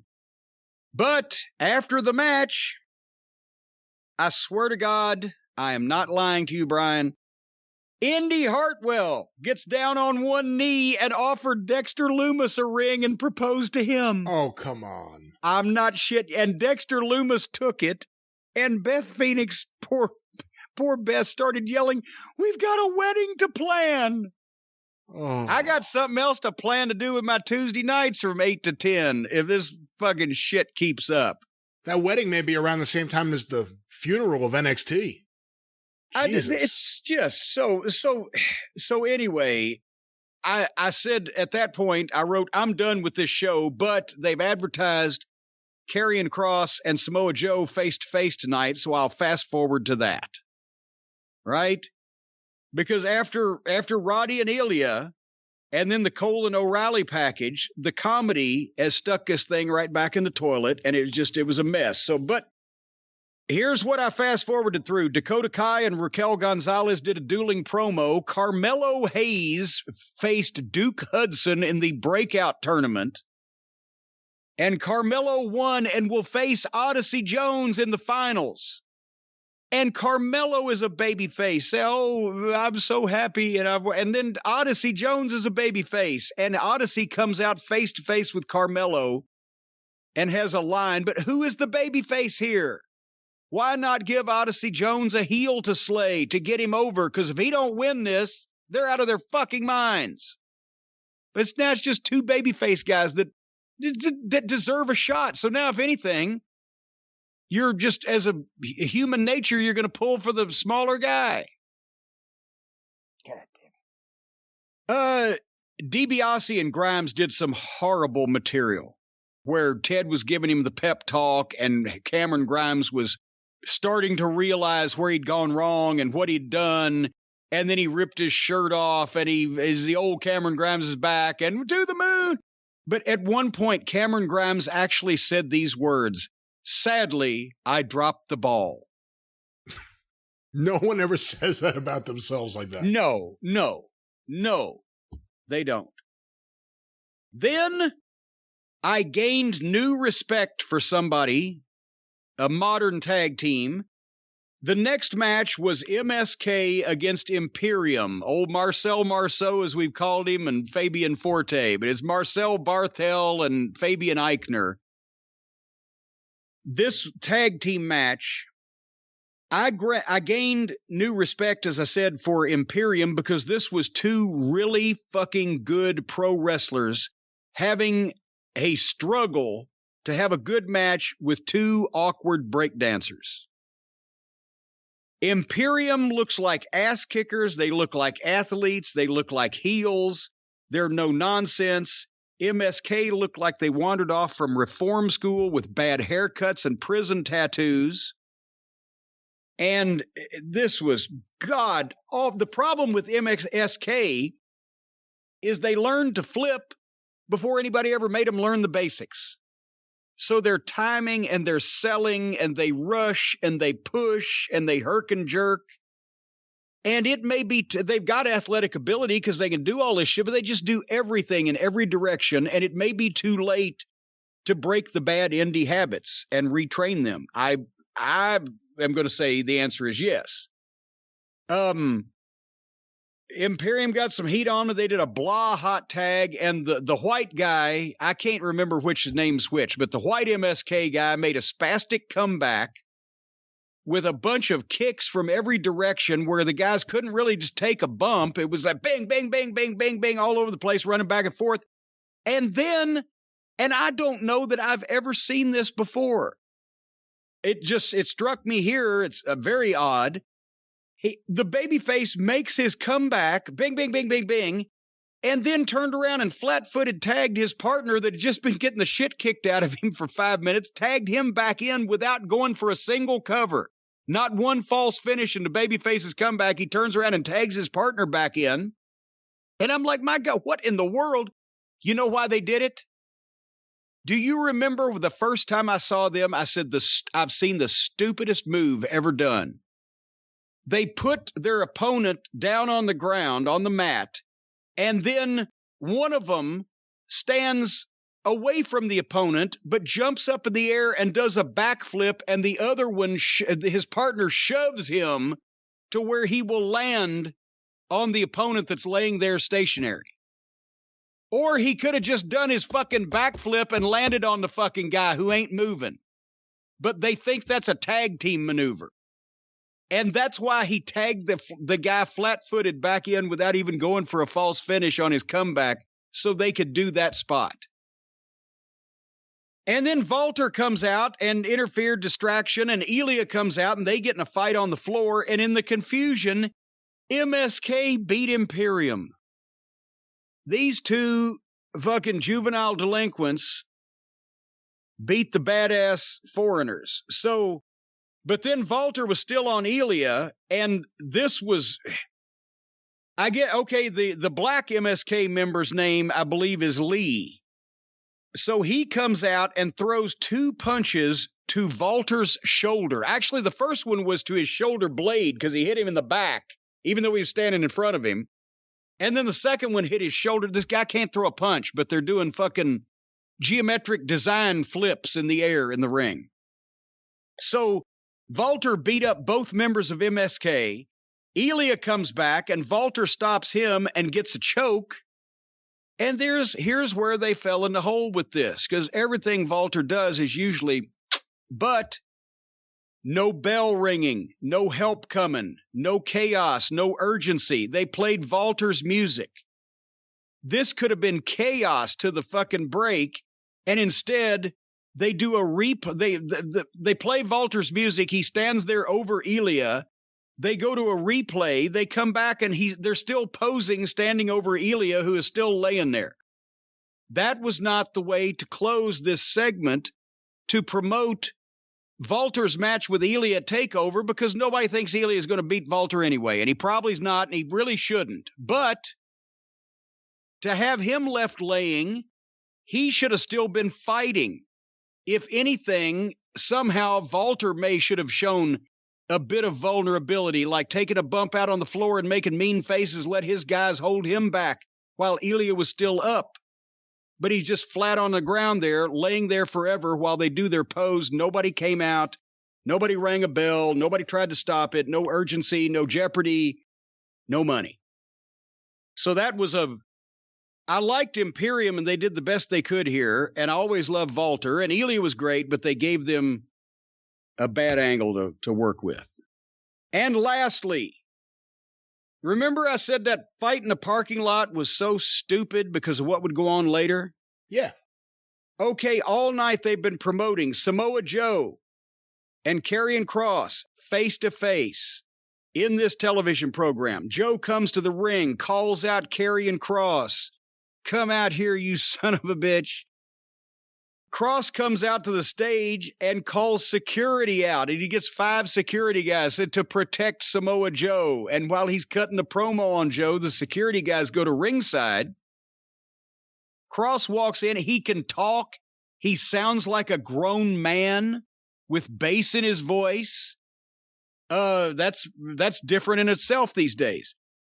And then he gets in the ring and starts to walk up and say something to Joe, and Joe just fucking gave him that not flying, but just that freestanding headbutt. And here we go. Boom, boom, boom. And here comes security, and Joe beats up the security and throws them out the ring on top of fucking Kross. And then he hits the ropes and does a dive 300 and whatever pounds of Samoa Joe and like a goddamn bowling ball, blistered all of them. This looked good. Big fight. They started going into the arena. They knocked, you know how they have the steel cage or the chain link around the Capitol Wrestling Center. They knocked the barricades and the cage, the chain link over. And then again, they were tearing all kinds of shit up. They went through the wall, and both of them were down, stunned with the wreckage of the wall. And we'll see what happens at TakeOver. That's why the parking lot fight was even stupider. This is the main event of their pay-per-view. Karrion Kross and Samoa Joe, they're having a fight all over the arena. They're tearing shit up.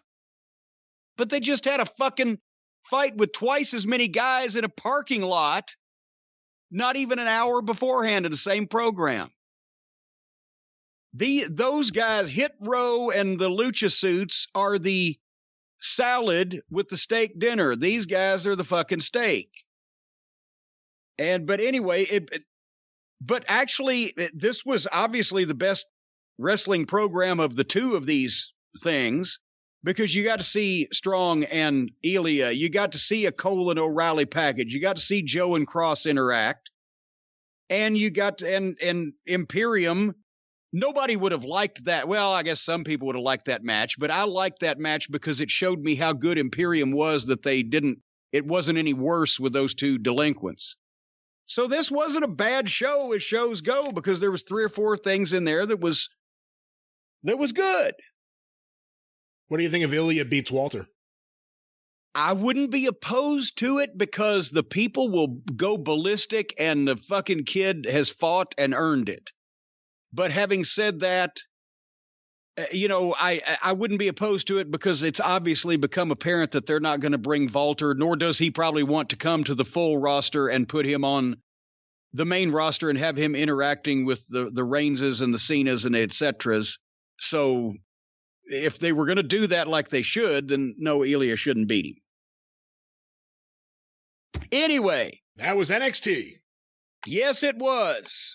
And before we go any further, I'm just wondering, the one thing that the comparison that we've made, Brian, is that the guys in NXT are all better.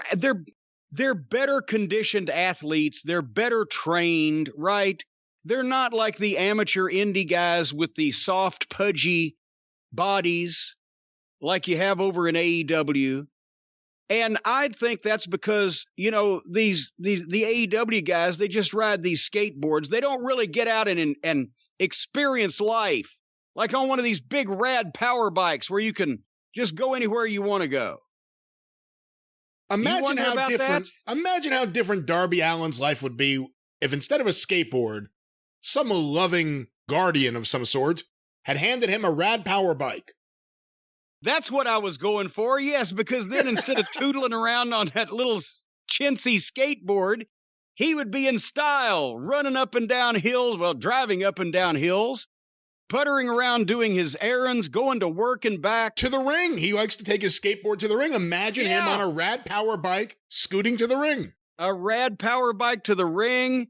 All the kids that he's going to bring into the wrestling business. That we've talked about earlier. He could have them all strapped to the back of him. No, you stop with that. Well, no, that's a safe way to do it. Strap them into the kid seats. Into the kid seats. I don't know if the kid seats. There may not be kid seats for Rad Power. Well, no, but you could put a kid seat on Darby Allin's back, and then Darby Allin could get on the Rad Power Bike. But folks, regardless, a Rad Power Bike will bring a smile to your face anytime you're unless you're on the back of Darby Allin. Unless you're on Darby Allin's back, and then no, they won't even be able to see your face.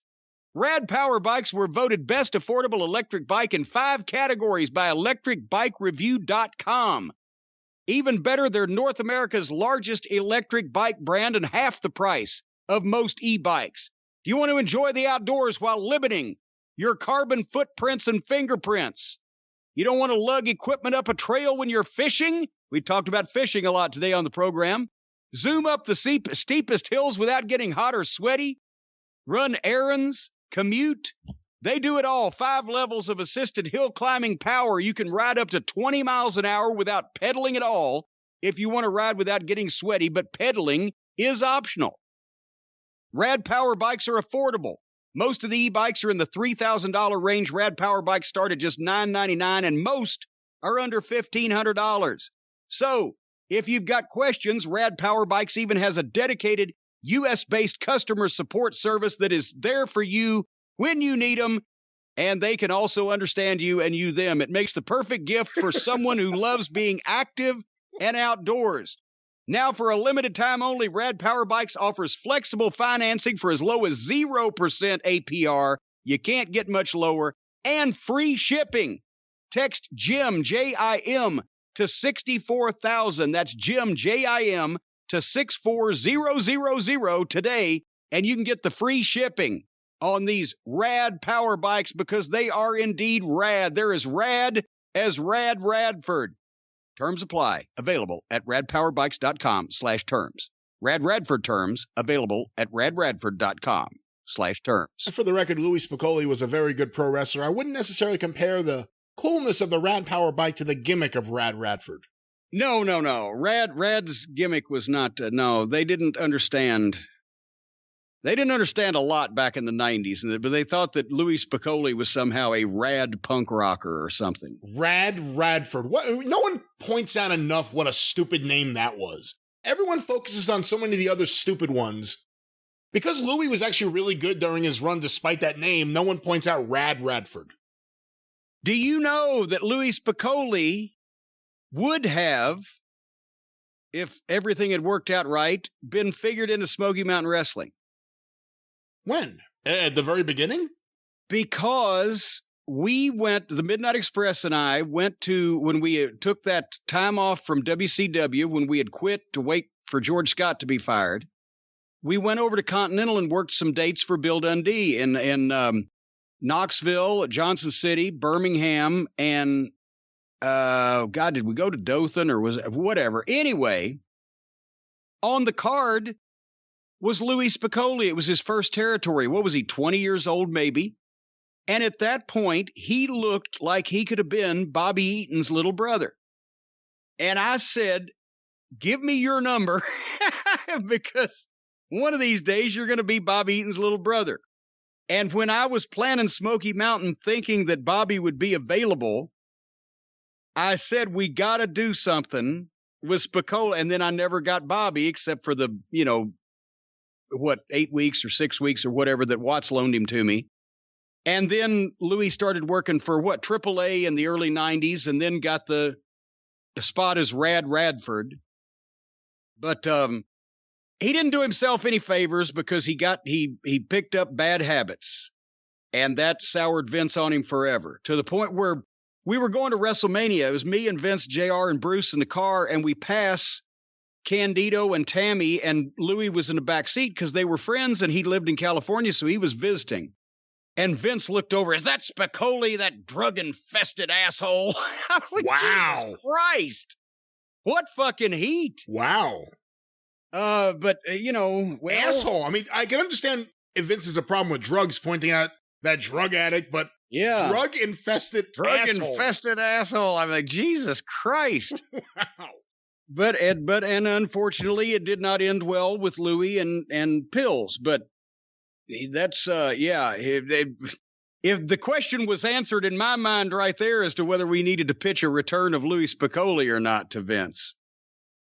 Anyway, speaking of returning, I've understood here lately that the 605 show is returning. And now that you have just all kinds of free time and are fixing to have nothing on your plate at all at home, go ahead.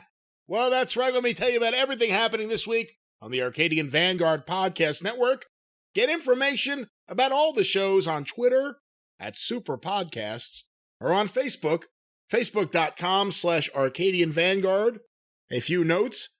The latest episode of the Mid-South Wrestling Television Review Podcast with myself and Mike Mills is out right now, reviewing the single worst episode of Mid-South Wrestling of all time. November 19th, 1983. How bad was this show? Oh my, that's the week before we debuted, isn't it? It's the week before you debuted. It's the week that Jim Ross announced next week Dennis Condrey will be making his debut. And it's the week where they gave Larry Higgins a long match. Oh, my God. Leading us to discuss what was on Larry Higgins' boots. Were they bananas or crescent moons? Chime in yourself and listen to the show, the Mid-South Wrestling Television Review, available at midsouthpod.com, or look for Mid-South Wrestling Television Review podcast wherever you find your favorite podcasts. I can give you a hint. Regardless of what was on the boots, they were borrowed. Go ahead. Who had a banana or a yellow crescent moon on boots? I think I'm going for the moon. But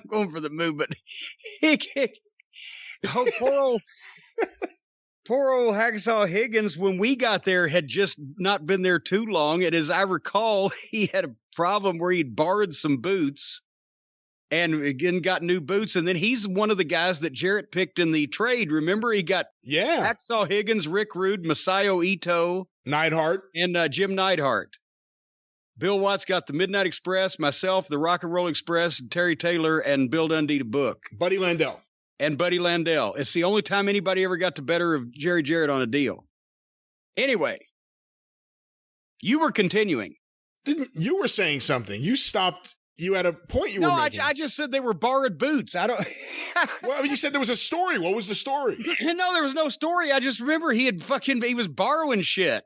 When we got there, he had different shit on every fucking show that we saw him for a time or two. I don't know what had happened. Maybe he'd lost his bag or something. I thought you were going to say he borrowed stuff from people and then took off with it. And everyone. No, that was Buzz Sawyer. No, Larry Higgins was a nice guy. He just wasn't a really accomplished pro wrestler at that point. How about two wrestlers? I guess you could say two legendary wrestlers. Both have the same story.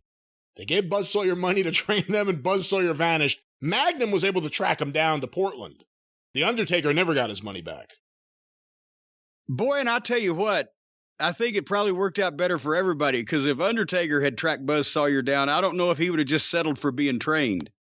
And by the way, speaking of Larry Higgins, there's an earlier episode from '82 that Mike and I reviewed where Paul Orndorff gets so pissed off during a match at Larry Higgins not knowing what he's doing that apparently, because we talked to some other people, there was an incident in the locker room and Orndorff smacked the shit out of Larry Higgins, who was a massive guy. And Orndorff's tough, but Higgins is a big guy.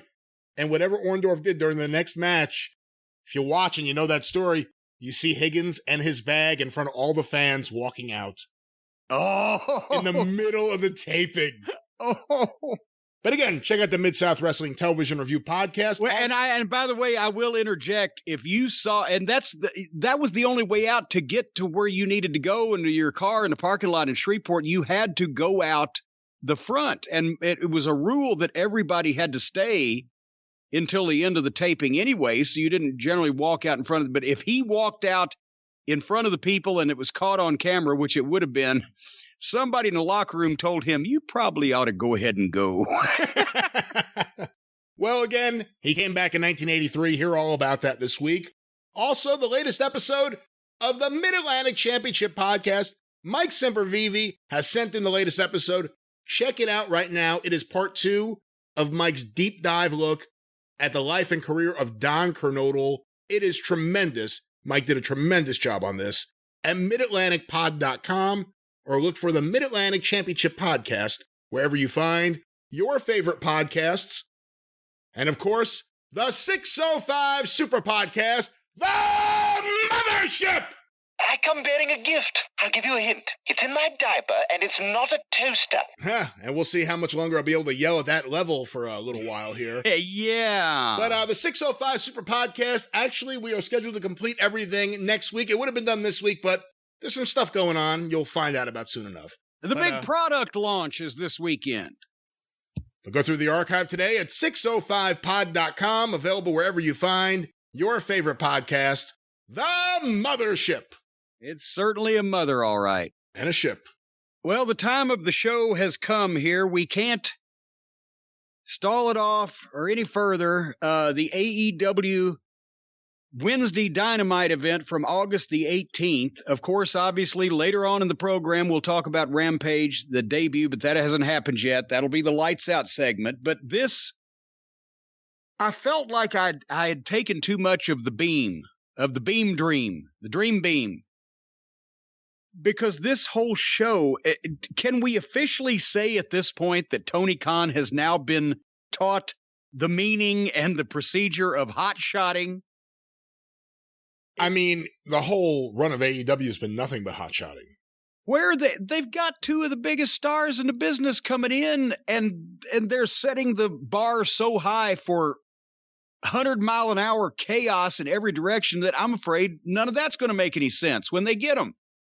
Anyway. Hey, can I ask you one question before we get going? Yes, you can. Do you think it's smart, or whatever you would say for not smart, I don't want to say dumb, but do you think it's smart or not that AEW didn't publicly do anything on TV to announce that Punk would be there, yet on social media, Tony Khan kind of referencing that everyone knows what's coming, it's going to be a special night, they're planning on things, but nothing really beyond the Darby interview and Kenny Omega wearing silly t-shirts, nothing to tease CM Punk to anyone beyond the, tight-knit internet wrestling community. Smart or not smart?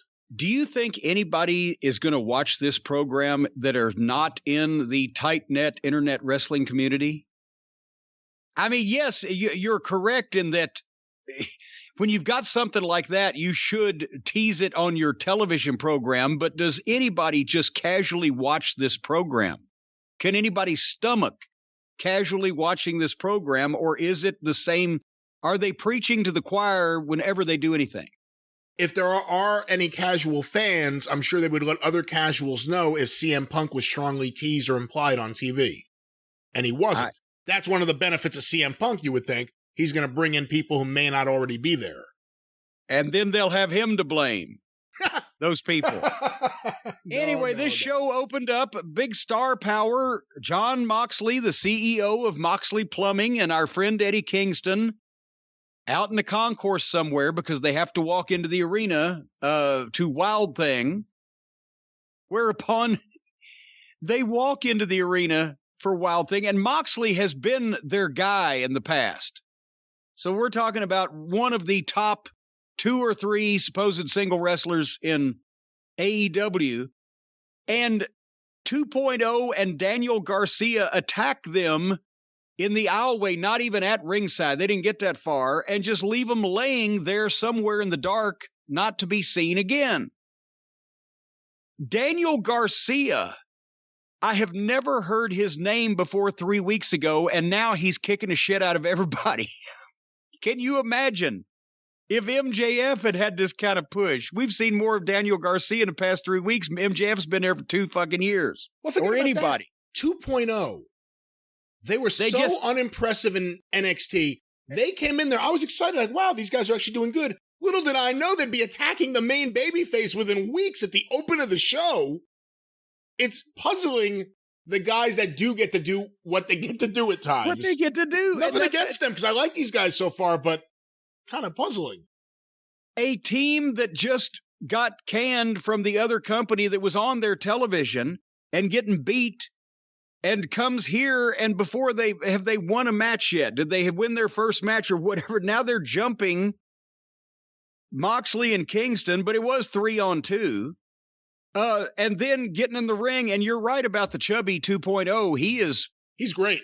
He's trying to pitch this as hard. I didn't say he's great. He's trying as hard as he can to pitch it. I like him. He's enthusiastic. He's all in.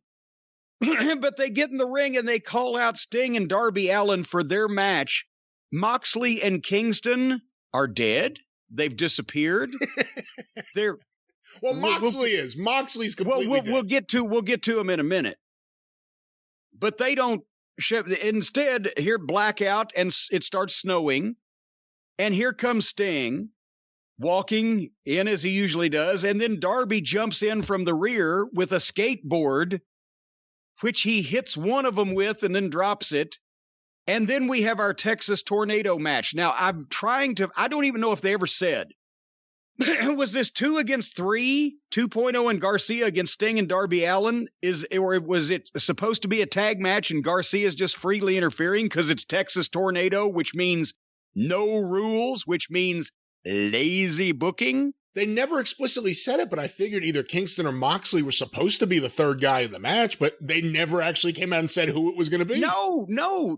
Kingston and Moxley were not even supposed to be in this match. When 2.0 and Daniel Garcia jumped them and beat them up and went to the ring, they said, we want our match with Sting and Darby Allin now. We're not going to wait. So what were they going to do? What was Moxley and Kingston going to do? We never found out. Completely different thing.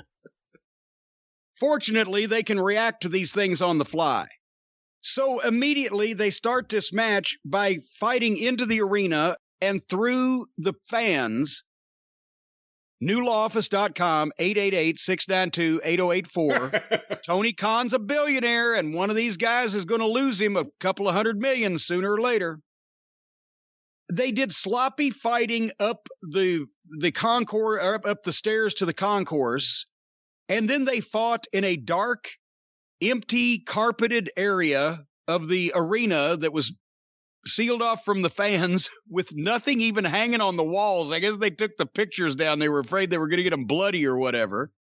But it wasn't even lit. JR even said something about, I've heard of wrestling with shadows, but then after they'd done some stuff up there, everybody decided to pretend fight back down the stairs, all at the same time, into the arena.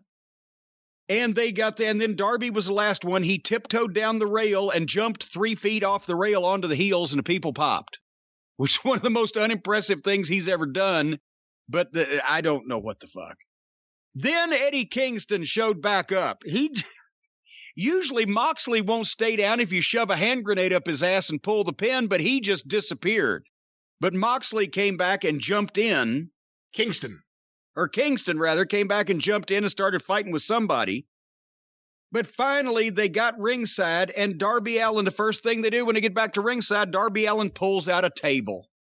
And I wrote, God, this is rotten. They can't even just get back in the ring. Now they got to have a table. They double vertical suplexed Darby Allin on an upside-down skateboard laying on the ramp. So he took the bump spine first on the wheels on the concrete floor, or on the ramp, or whatever the ramp's made out of. He's not going to make it to 30. Then 2.0 sets the table up in the ring, and they gingerly, both of them, picked Sting up, walked him at a snail's pace across the ring and set him down, powerbombed him through the table. Sting, 62 years old with a bad neck. And he's willing to take this bump. More power to him. They set him down nice and flat. They did it gingerly. And he broke the table, went through it, and then popped up, no-sold it, beat his chest, and double scorpion death dropped him. That's right. It was a death drop double first. Scorpion death drop, right? On both of them, one on each side. And I was about to fast forward this because now Sting popping up and no-selling a goddamn table. I'm just done with this whole thing, but I didn't have time because he did then put the Scorpion Deathlock on both these guys at the same time, and they tapped out. So Darby did nothing. Sting beat both of them. But when you examine this chain of command here, this 2.0 and their friend beat the shit out of Moxley and Kingston and left them laying, and then turned around and both of them, I don't know what happened to Garcia, got beat by a 62-year-old man that didn't sell a powerbomb through the table. What'd you think? I mean, the match itself is a bit of a train wreck. I really like 2.0, at least the bigger one, the one with, not the one that looks kind of like a French-Canadian Chuck Taylor. I haven't seen enough of him yet, but the other one exudes so much charisma. I like him. He's over the top, but in a good way. The Sting stuff, I'm not terribly offended by the table spot just because everything there is stupid. If he wanted to take the bump, why couldn't he sell it? Because you know what the pop was, the no-sell and the beating of the chest. But then why did he have to go through a table? He didn't have to. Exactly. Just powerbomb him and he can pop up and no-sell it and beat the chest. You get the same pop. You've just ruined the table again. Like, they've ruined everything in this whole show. Everything was the same. Now let me say in it, was here, and it was throughout the whole show, extremely hot crowd in Houston. Oh, yeah, they are eating this Elmer's glue up one side and down the other. But how long, 6 months from now, are they still going to be screaming and yelling for people going through tables when nobody ever even sells it anymore? What can they follow this shit with? How can they keep this up for any length of time? Constant chaos and violence with no repercussions and bumps with no meaning, and nobody knows even whose side who's on. You can't keep that up. It's ridiculous. They've got two of the biggest names in the business coming in. They should be slowing down, getting ready to fucking let them go, instead of doing everything possible to be done before they even get there. Anyway, speaking of everything can possibly be done, who would have thought we'd have two marriage proposals on both programs within 3 days of it, 2 days of each other? They played tape of Sammy Guevara proposing earlier that night to his real girlfriend, a real proposal in the middle of the ring.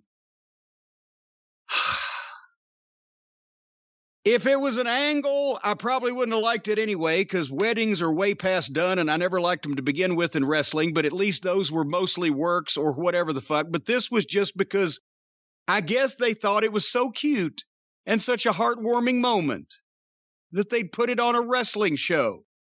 Have you ever seen Conor McGregor or George St. Pierre get down on their hands and knees on a UFC show and propose to their fiancé or financier or whoever? I don't know about either of those two. I think it has happened in the past, but I can't cite any specific examples off the top of my head. But I don't think this is a one-off instance right here. Was there a reason why she was dressed like a 1960s deadhead in my Aunt Lola's couch cover? A giant flowery sack dress. Maybe she just wants to be comfortable. Well, we know it was a surprise that she didn't know she was going to be on TV that much. We know that. Anyway. And then Sammy Guevara's entrance for his match with Shawn Spears. Sammy's making his entrance and Spears attacks him in the aisleway, and they have a big fight on the stage. I wrote, God, I hate this show. Sammy Guevara cannonballed 20 feet off the stage and flattened Spears onto the floor in a better-looking move than they will ever do again, and the match hadn't even started. And then they fought around ringside on the floor, and then Shawn Spears and Tully Blanchard gave Sammy Guevara a spike piledriver onto the floor. And Spears threw him into the ring, and referee Aubrey rang the bell to start the match. Spears has gotten up from a goddamn death-defying cannonball. Guevara has gotten up from a spike piledriver on the floor, and Aubrey ejects Tully Blanchard, and these two actually start the match now, and they immediately go to a commercial. I fast-forwarded from this point trying to find the finish because I was fed up with this. This is fucking ridiculous. Now you got middle-card guys doing spike piledrivers to each other before the match starts. At one point, they both jumped up to the top rope and held on to each other while they were standing on the top rope. Shawn Spears gave Sammy the finger, so Sammy gave him a diamond cutter off the top rope. It was beautiful. What a fucking move. Cover. 2 count. God damn, I'm done again. I'm fast-forwarding to the finish, where Sammy Guevara gave Shawn Spears a Death Valley driver off the apron of the ring onto a metal guardrail that they had bridged between the apron and the security railing and bent it, and then tossed Shawn Spears in the ring and came off the top rope with a double flipping cannonball, which landed, go back and watch, ladies and gentlemen, slow-mo it if you will. It landed full force on Shawn Spears, right on his chest, probably cracking a sternum or causing internal injuries. 2 count. And that's where I wrote, fuck all these people that are involved in this, including the referees and any fans that came to see it. And I fast-forwarded because that's enough. I don't know what happened. I don't care to find out. I not only fast-forwarded the rest of this thing, but I skipped the Christian Cage and Don Fallis promo because I wanted to be done with this fucking show. What were your thoughts on this abortion of a match? It's not news that everyone kicks out of everything there, nonstop. And that's what this match was. The first two matches were just nonstop kicking out of everything, nonstop moves. Fans there liked it. Not exactly my style of wrestling. We found out Jericho is not as smart as he thinks he is, because he was the last match on this show. There was absolutely nothing left. Sodomy with a pineapple was the only thing that was not perpetrated on this show by the time the main event guys got in the ring. I trended on Twitter again. You heard about this, right? The next segment that came up after the fact. This time I trended on Twitter because somebody else did a promo that I wasn't even mentioned in or involved in. But because it sounded so much like truth, they attributed it to me and told... Twitter went crazy. So look, Dan Lambert's doing Jim Cornette's promo. They had Tony Schiavone, and this is going to be a recurring theme. Tony Schiavone was doing the interview in the ring with Dan Lambert of America's Top Team. He's mentioned it. We've mentioned he was on the Treasure show. He's a huge belt collector. He brought with him Andre Arlovsky and Junior Dos Santos. Those were the two biggest fucking mainstream sports names on the entire program. And all they had to do was stand there. And I like Dan Lambert. He was fun to work with in TNA, but I wish he would wait until I open the Cornette's Collectibles store to make me trend on Twitter again.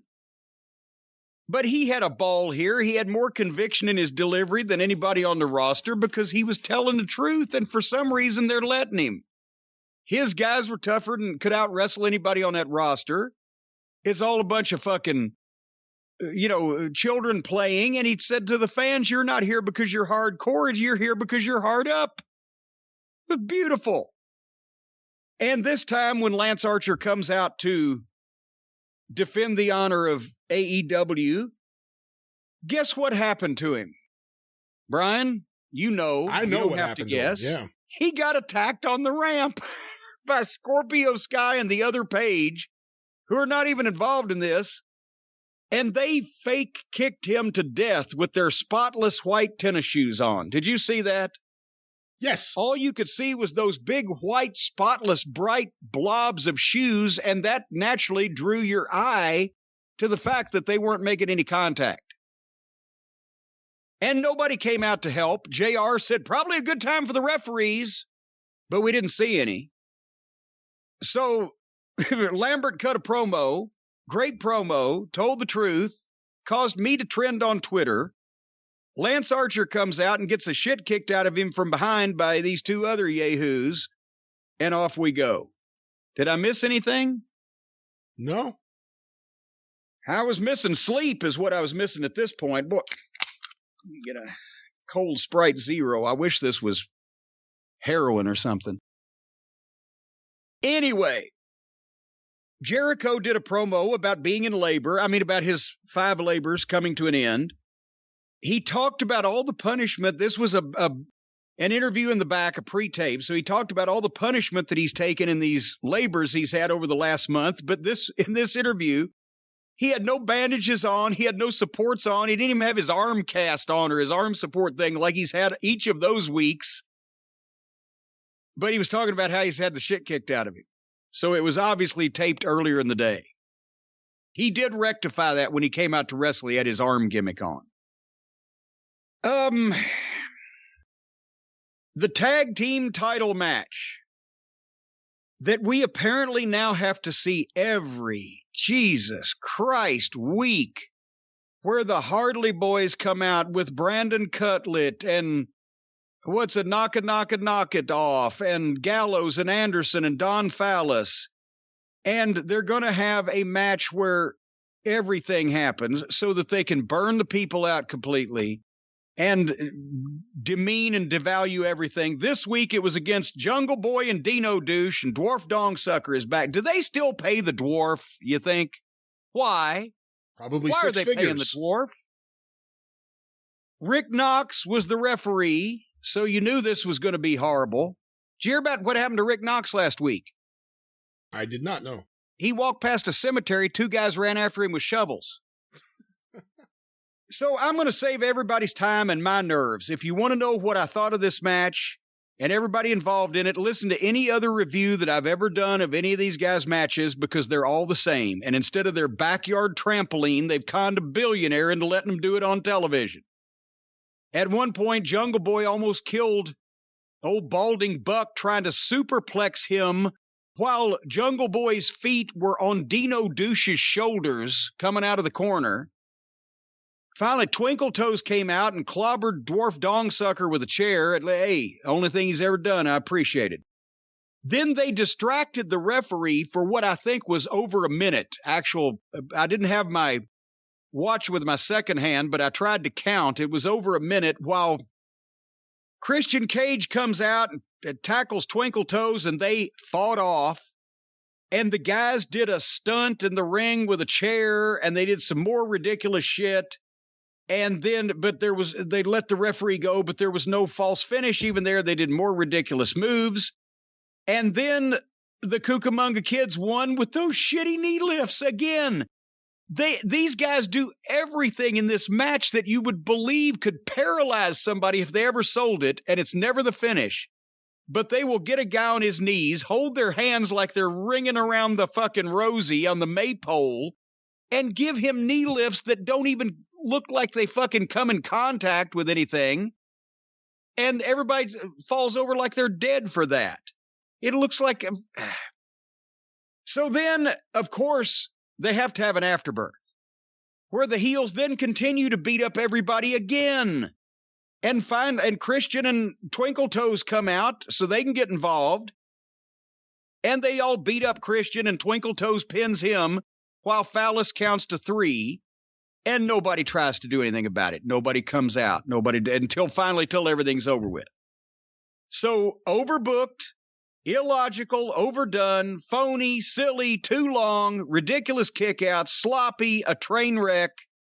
My personal opinion, this match personified everything that killed pro wrestling in the first place.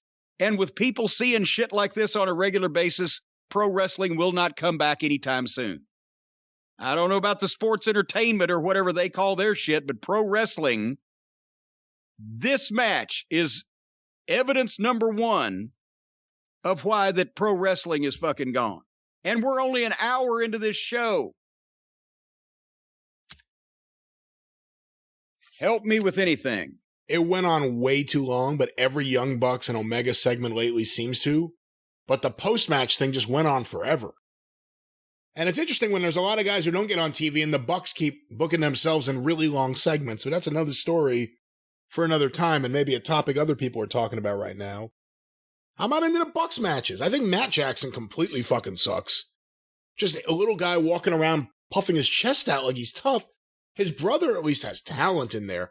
But again, the whole thing, them and Nakazawa,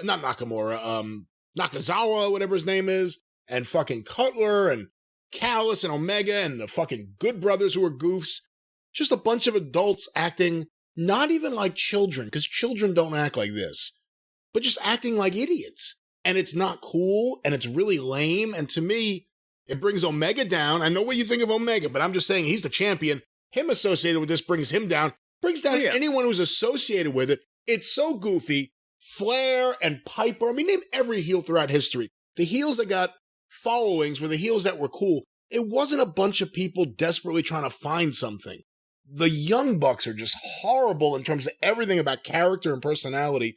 Nick Jackson's very talented in the ring. Matt Jackson's garbage. And I didn't like this match, and I'm sick of their matches. And it's noteworthy that FTR doesn't get matches on TV. Of course, Cash now, right now, injured. But for months, nothing. Again, Young Bucks, every week. Non-stop, and it goes on forever. Enough. If you took the Young Bucks and Cutler and the goofy shit off the show and you just left Omega, it wouldn't hurt AEW one bit. Anyway, the next... Oh, good Lord.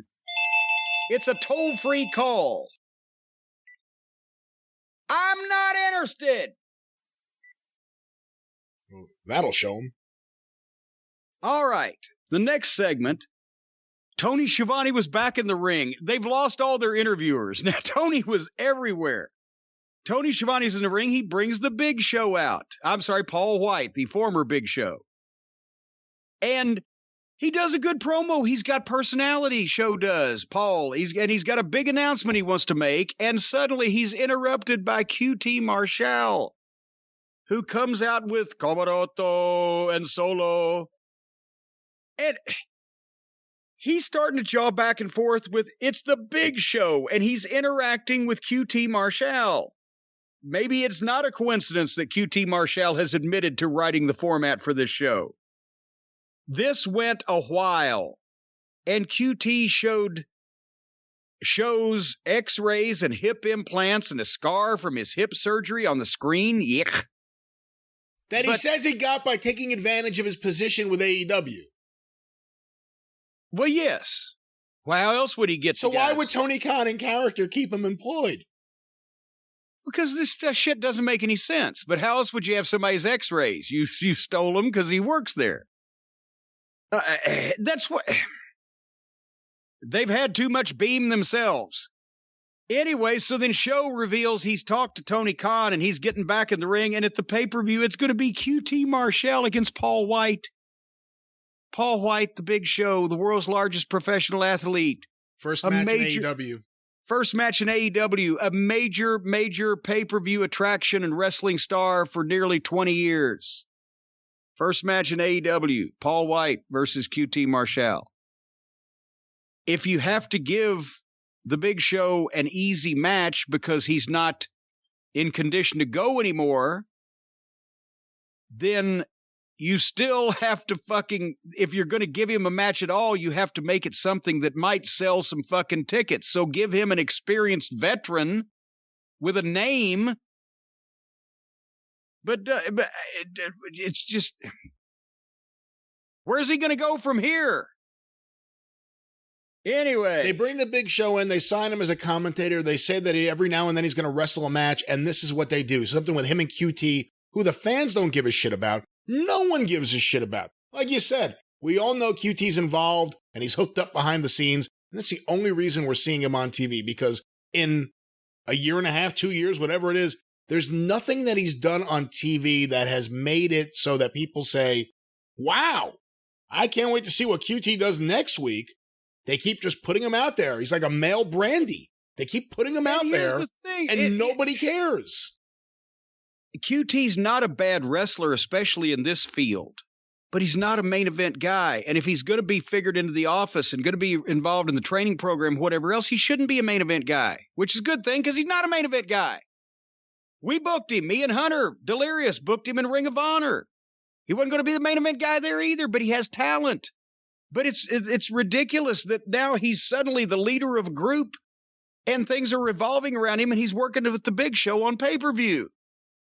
Yes, I have, over the period of my life, known a number of nice people that I wouldn't book against major wrestling stars on pay-per-view just because they were nice. By the way, the Big Show got to the ring a whole lot faster for this interview than he did to save the Schiavones last week. Somebody said Tony's son looked like a mid-30s college dropout. Anyway, Tony was in the ring with the Big Show when this started, and then they went to break, and now he's in the back with the Elite. And he announces that Tony Khan has had enough of the Elite. I wish that were the case. So they're going to have a tournament, and he named like 6 teams that are going to have a tournament, and the winner of that tournament will meet the Hardley Boys for the tag team title on the pay-per-view in a steel cage. So they don't even know who the goddamn opponents are, but they've decided that the title match needs a steel cage. Taz was in the ring with his son Hook, who he called Notorious, but his hair, as someone on the internet said, is more unfortunate than Notorious. They call out Ricky Starks. Ricky Starks comes out, cuts a little promo. He calls out Brian Cage because, as you know, they've been at each other's throats. But then suddenly on the screen, there's Brian Cage and Powerhouse Hobbs in the back having a fake-looking fight. And Taz and Hook and Starks just run to the back. And that was it. We don't know what that was like a minute and a half, was it? Maybe it was a little longer because of the music they played for Starks. It was puzzling. It's becoming now maybe an inside joke or something. What can we do with Team Taz that's ridiculous, that really accomplishes nothing, and that goes nowhere? And doesn't take very long. Despite the fact that Taz is a fantastic promo, despite the fact that Ricky Starks exudes so much charisma, Hobbs has so much potential, and no one knows what the fuck Hook is. And Cage sucks swamp water. Oh, it's just...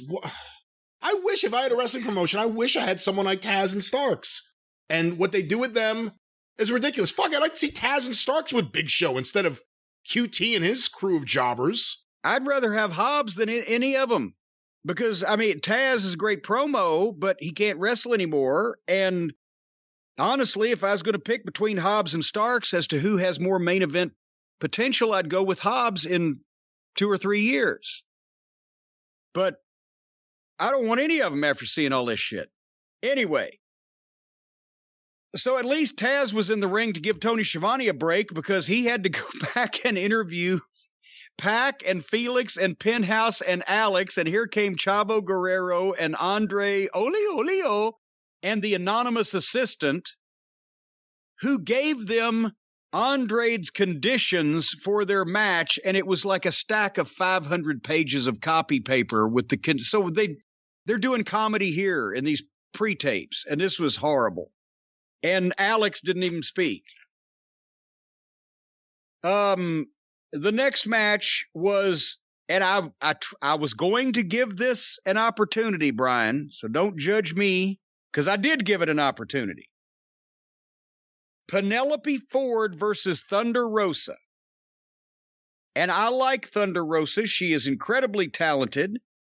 And so I said, okay, I'm going to watch, because I'm going to see, is Thunder Rosa good? Yes, she is, but is she a magician?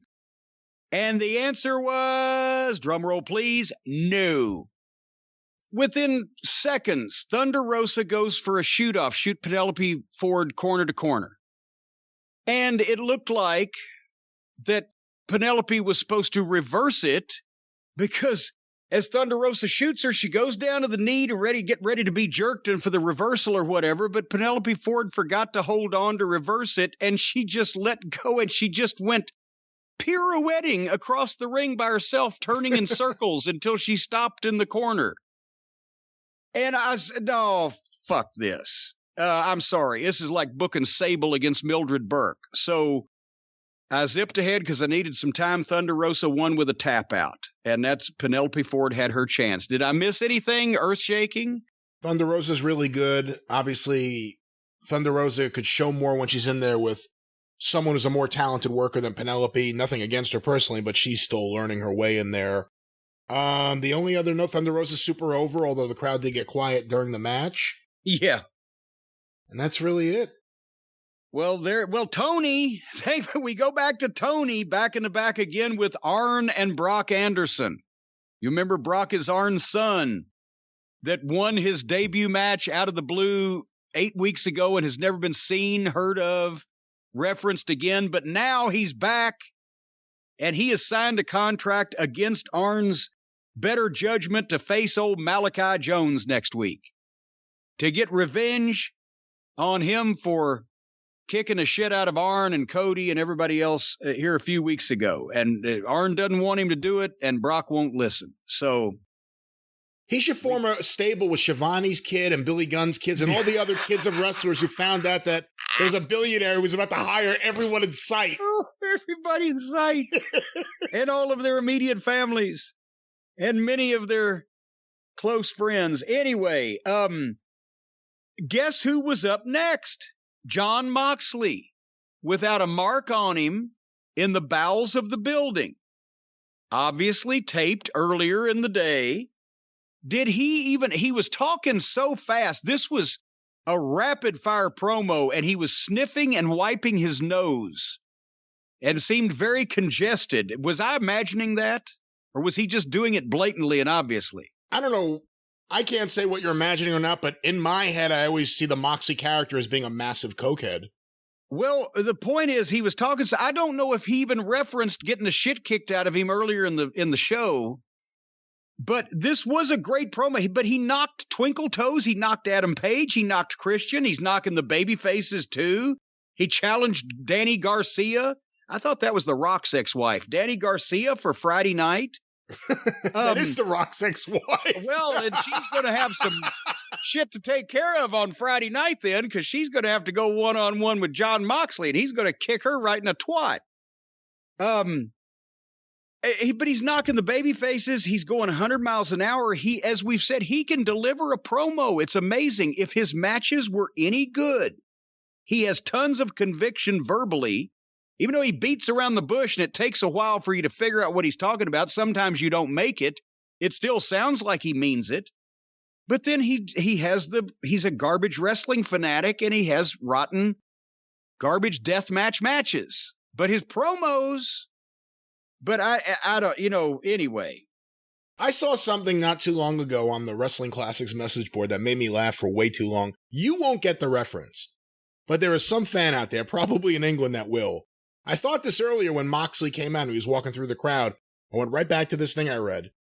Moxley walks around the same way Bez from the Happy Mondays dances. Now, you'll see clips of this on Twitter, I'm sure, in the next few days, but it's hysterical. Once you see it, you'll never unsee it. Okay, because I have no idea what you're talking about. You'll see. And as Nick Goulas used to say when he was doing the local interviews, but he couldn't look at the format to see where they were playing. If you haven't already seen, you will see, folks, later on in this program, unless it happened before. Anyway, the main event that we've all been waiting to be over came up next. And regardless of what we say about Chris Jericho or the physical condition he's in or his, contributing to an lunatic, psychopath, lying, pathological liar that tried to bring an end to democracy, and despite the fact that his wife was at the, insurrection where they tried to overthrow the United States government and all this other stuff, he's still a main event guy. And MJF, even though the bloom is off the rose there and people know that he's just one of the boys now after he cooperated in doing musical dinner theater, he's still been presented as main event guy. Neither one of these guys, MJF because he's a worker, not a fucking acrobat, and Jericho because he's 50 and not in the best shape, neither one of these guys are going to be doing handsprings and cartwheel dives over the top and flying have-a-coronas, as Dr. Tom Pritchard would say, and all that other shit. They're going to work and tell a story, but they were left not only absolutely no moves to do by the rest of this program, but you'd already seen a human body withstand every possible dangerous, punishing move and et cetera that could be done, and then they've got to go out and just two guys and work and have a match. That's why, and they're the ones that drew the fucking rating, and they're the ones that draw the money because they're the main event guys. That's why you don't let every goddamn trained chimpanzee in your preliminary roster go out and do everything they know ahead of time. So this sucked. There was nothing left to do to each other or for each other. So naturally, they, instead of trying to make it kind of different, they go to the floor immediately. But MJF gets the video camera from one of the floor cameramen, starts shooting, gives the fans the finger, gets the boo and everything, and then turns around and there's Jericho, and Jericho punches the camera lens, and MJF takes a bump. They went to a break. They come back. Chris Jericho made a comeback. He was moving like the air consisted of Jell-O. He did hit the lion salt. But then he went up to the top rope and did the worst 10 punches while he was standing on the top rope to poor MJF I've ever seen in my life, and then did the Hurricane Rana. MJF gets the armbar. Jericho rolls into the walls. MJF got out, and they had a sloppy fight right in the middle of the ring. And then MJF hit his pile driver thing, 2 count. MJF ball shot at him and got the walls on Jericho and milked it, but Jericho got the rope break, which was probably one of the bigger pops because they actually milked that well.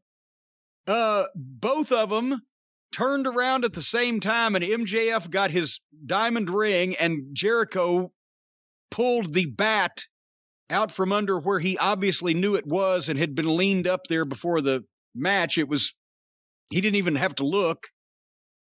Referee Aubrey sees MJF with the ring, and instead of disqualifying him because he's got a foreign object, she takes it and hands it out. That's a thing now that you do. The referee can see the object, but if you haven't used it, they can just take it and get rid of it. That's a thing that's come along the last few years.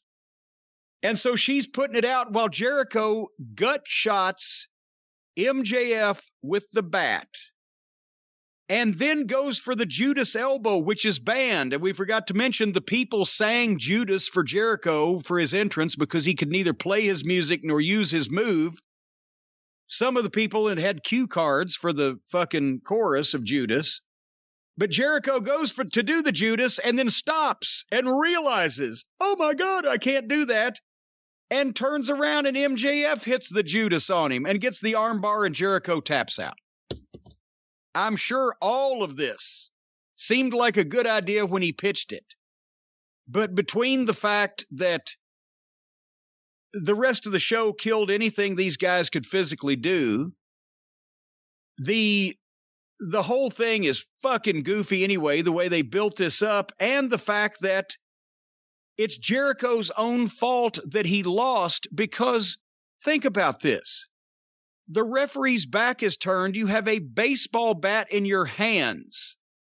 So you hit your opponent with the bat, not over the top of his head so to knock him out and pin him, but you push the end of the bat into his stomach so he doesn't even go down, so that then you can try to hit the move that is the specific move that's banned and you can't hit it in that. So then the guy that you hit in the stomach with the bat just comes right back and hits you with your own move. And why didn't he just hit him with the fucking bat, Brian?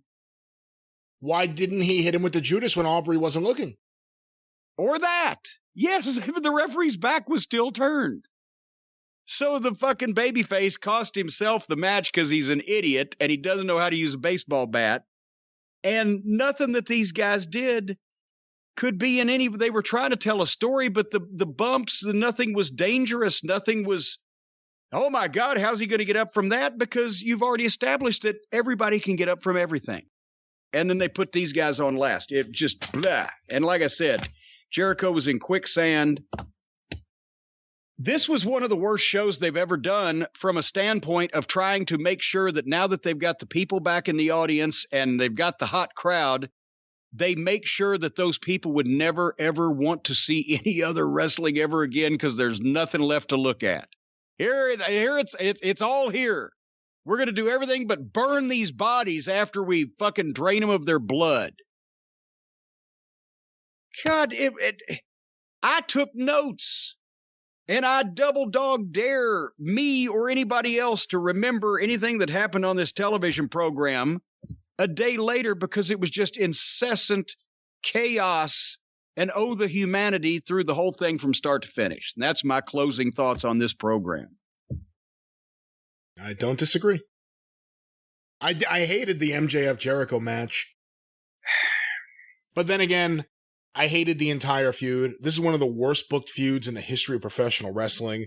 I'm glad Chris Jericho got his moment, and they certainly did everything they could to make sure he did. From Jericho teasing in the interview earlier in the show that he wants to hear the fans sing, to AEW releasing the lyrics to fans. They even showed it on camera so you could see the fans holding their phones in their hand while they read the lyrics that were given to them. Is that why everybody was looking at that? I thought they were shooting video. They're looking at their phone. They texted people the lyrics? They didn't text people the lyrics. They posted the lyrics so people would have them. You can go to your phone and get them. And next thing you know, you could sing the words that you have no idea what he's been singing for weeks other than the chorus. They gave him his moment. He looked like a pig in shit, literally and figuratively. Oh, And you know what? He'll have that to live with. If he stays off TV for a very long time while his mock band tours, I'll be very, very happy. He has been so counterproductive in every way. The Orange Cassidy feud was so bad, but the MJF one took it to a whole nother level of suck. It went a year. This program, this feud, where they already did the War Games and they already did the football field match, and everyone already got their ass kicked and beat up and thrown through soda machines. That all happened to lead to this match. And then they finish it with a single match, and the heel goes over. This has been one of the single worst feuds in the history of wrestling. MJF is a smart guy, or a smart kid maybe, I should say. But you know what? He couldn't control this. Just going along with all this. Yeah. He didn't have to go along with all this, because he comes out of this a year later. Is he in a better position than he was a year ago? I don't think so. No.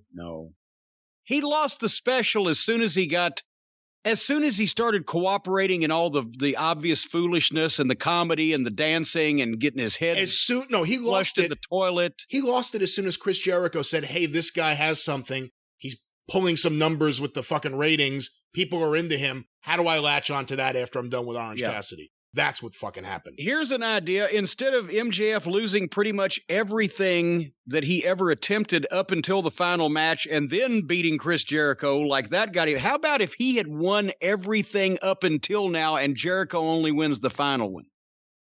Then MJF might have been over, and Jericho is a legend and got the last word. And MJF could actually be a main event guy, but instead, they wrung every bit of special out of him. They made him one of the boys. They beat him and made him ineffectual. They humiliated and embarrassed him. None of his shit ever worked, and his guys were a slopped-together band of misfits. And then he beats Jericho.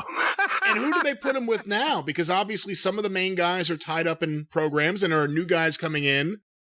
Maybe some guys that may say, hey, I'd like to work with MJF and make a request. Who do you program him with now? What do you do with him? I don't know. Well, I don't have any confidence that this thing with him and Jericho is even over. Do you think it has to be? It has to be. No, it's not. It's just going to be postponed. If Jericho's going to go on tour and then come back, you think he's going to not come back and want to get even unless they find something else to occupy Jericho with, where he can look good with somebody else? They got to find something to occupy Jericho. A bored Jericho produces some of the worst shit that he convinces himself is really good. And idle Jericho is the devil's playground. Oh, go away. Stay away. Everyone will be all right. You've done your job. AEW is fine. They will survive. You can now go tour with Fozzy forever. Go on the endless tour. And come back in a Texas death match with Vince Neil and Sebastian Bach. No, no more three-ways. I mean, come on. No more three-ways. Not in a wrestling context, at least. All right. Do we have any other information to impart to the people before we go into our lights out portion where we review the debut of Dynamite and, oh my God, this better be good? Anything? I can't imagine that anyone will not listen to the lights out portion, but just in case, reminder, drive-through on Thursday this coming week. That's correct. And otherwise, now we will stop talking until Rampage happens, and the next words you hear will be after Rampage has debuted.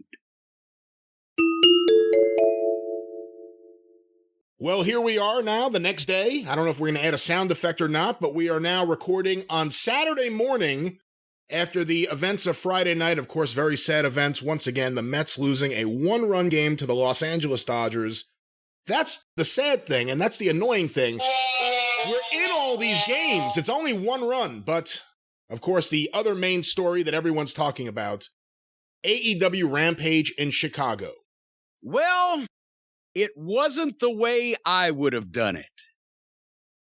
It was actually a lot better. It was perfect. Wait a minute, hold on here.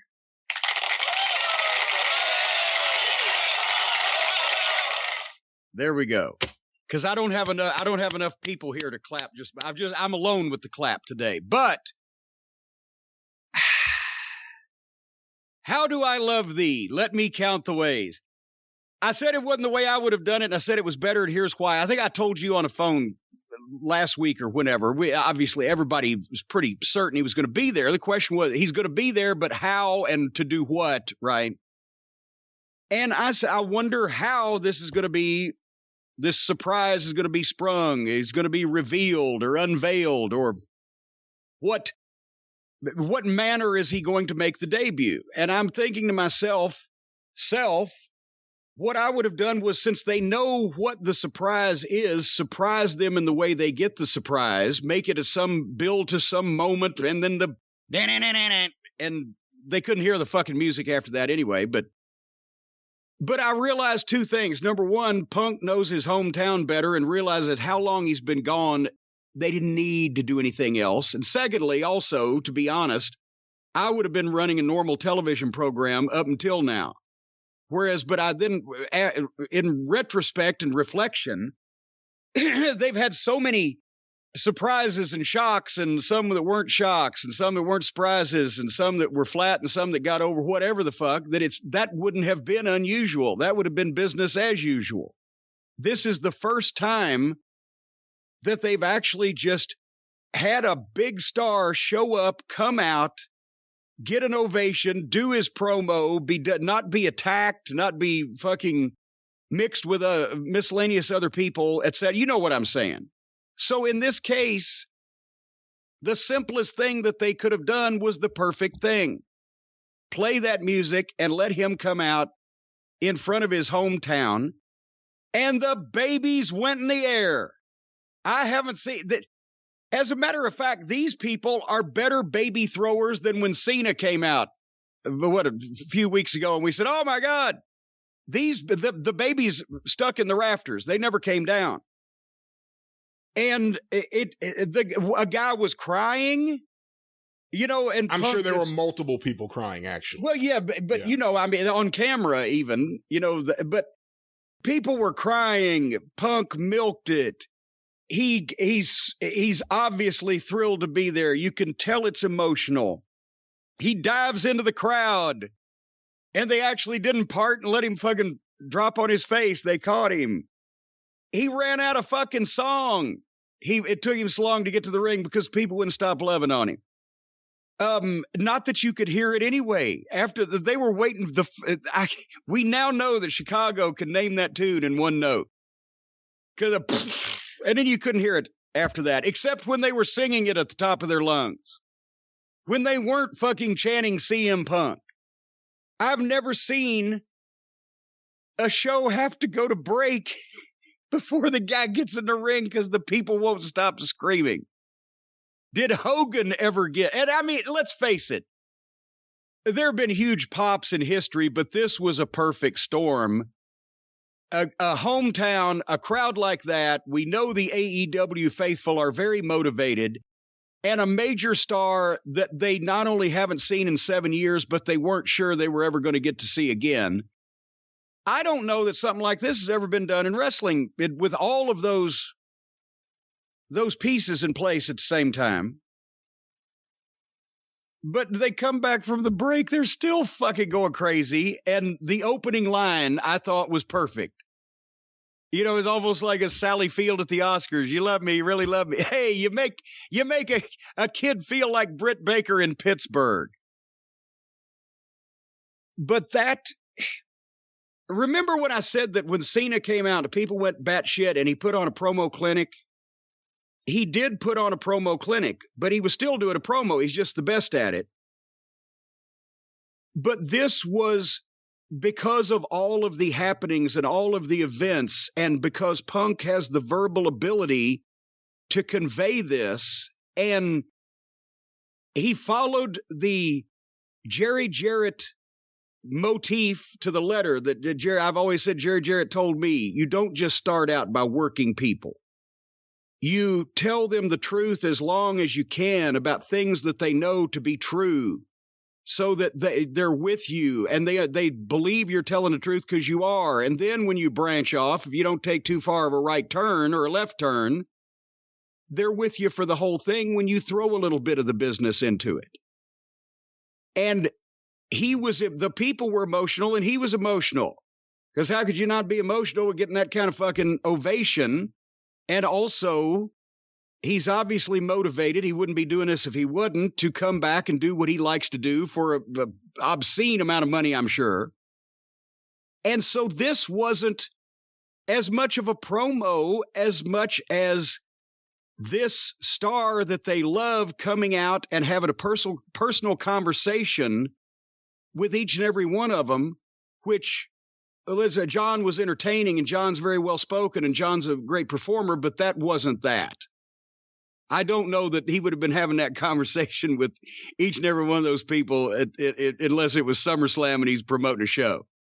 But Punk wanted to say a few of those things. So the point is, I've said this so many years.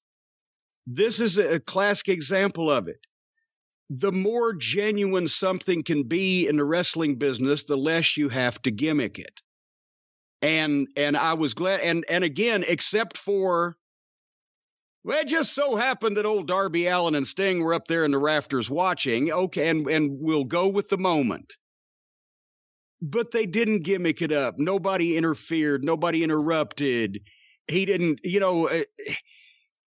on it, the sit. I mean, the whole way that he did this thing was perfect, including the sit cross-legged in the ring, the sharp comments about the place that got him sick in the first place, and he took his time because he had him eating out of his hand. I mean, when they pop for you sitting down in the ring, they're with you, right? It was conversational and emotional. And as I said, genuine. At one point, it was like he was running for office. This could have been a campaign speech.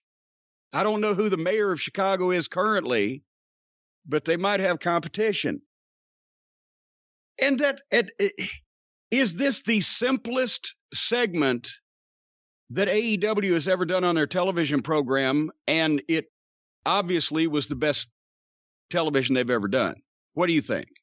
You hit on the exact thing I thought about as soon as I watched it. I'll just say right at the top, I thought it was brilliant. I thought it was great. I loved it. It couldn't have gone any better. It's exactly how anyone could have hoped it would have gone. I thought of that old Bruce Lee quote, "Simplicity is the key to brilliance." It was exactly what it needed to be. I said it on Twitter. They had to start that show with that.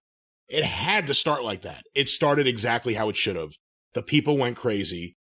And I went into it watching the last segment on SmackDown, which was a face-to-face promo with Reigns and Cena. And that was really good. And of course, those are two of the true stars of WWE. I went from that into the CM Punk thing, and it was amazing because here's another guy at that level, if not beyond that level with this audience right now. And it was just such major star power. And the other thing is, we talked about it with the Cena and Reigns face-to-face, I think last week, maybe 2 weeks ago. I forget what it was. And we talked about it with some of the recent AEW matches that have gone a long time. The matches that go a long time to us feel like they've gone a long time and through commercial breaks and will they ever end? The segments with the guys that truly have the presence and the aura and the charisma and the star power, whether it's Cena and Reigns or Punk, those segments can go a half hour and it goes by in 5 seconds. That CM Punk segment was so good, I didn't want it to end. I actually thought when he sat down, oh, this is great. Just go the whole hour with him sitting in the ring. It'll be the greatest thing ever. But it was perfect. And AEW deserves major kudos for this. CM Punk deserves major kudos for this because he obviously has a major say in everything he's doing. This couldn't have been done better. And this, I think, was the single greatest thing in AEW history, the single best moment in AEW history. And one last comment, All Out sold out, or All In, I guess, sold out years ago, the original one. Like you always say, crowdfunding, people want to support the underdog, people got behind the Bucks and Omega and Cody, and it sold out. CM Punk sold out a building on the rumor he was going to be. And if that didn't tell you, and I know it's his hometown, if that segment didn't show you, beyond Jericho even, beyond Cody, certainly Omega and the Bucks, I think even beyond Daniel Bryan, Punk's a level of star they don't have there. And what a brilliant debut. 10 out of 10. Whatever you want me to say. 5 stars, 7 stars. What's the limit now? 7.5 stars. Well, wait a minute. Now, is there a new rule? It can only get 8 stars if it's in the United Center? Maybe Tokyo Dome's got some competition. That's right. You said something a minute ago. You said, you watched Reigns and Cena, and then you went to the Punk promo, and he's on their level, maybe even beyond. There's nobody right now on CM Punk's level in the wrestling business. And here's why. Because, again, how can I miss you if you won't go away? When you get a guy that's really over and you take him away from people and they don't know when or if they're going to get to see him again, I'm not trying to downplay this, because first the guy has to be really over. It has to be a major star. But remember, even when Daniel Bryan, for example, has been on television fairly often over the last however long it's been since he got cleared to come back. And the people were batshit crazy to see him when he first came back, because he had been gone and you didn't know whether you're going to see him again because of health reasons, right?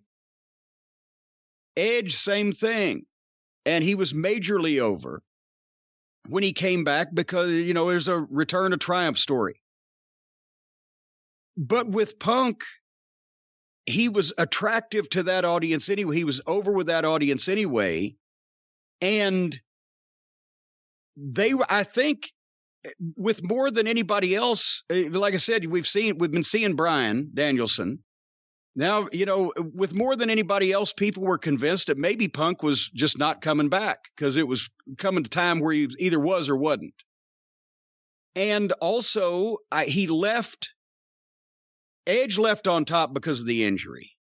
I don't know if Edge at the time was more over than Punk was when he left. I think Punk pretty much went out on top. Like I said, any of these other guys, when you take a big star and you deprive people of them, and then you allow them to have that again, that's great. And it adds to it that Punk's really over, and it adds to it his verbal ability. It adds to it that he feels genuine to people. Yes. I'm talking about outside of the ring. You see him on Twitter, you hear him comment on things. He tells you what he thinks. I find I agree with him almost every single time. He's one of the few people in wrestling I think actually gets it outside of the ring and inside of the ring.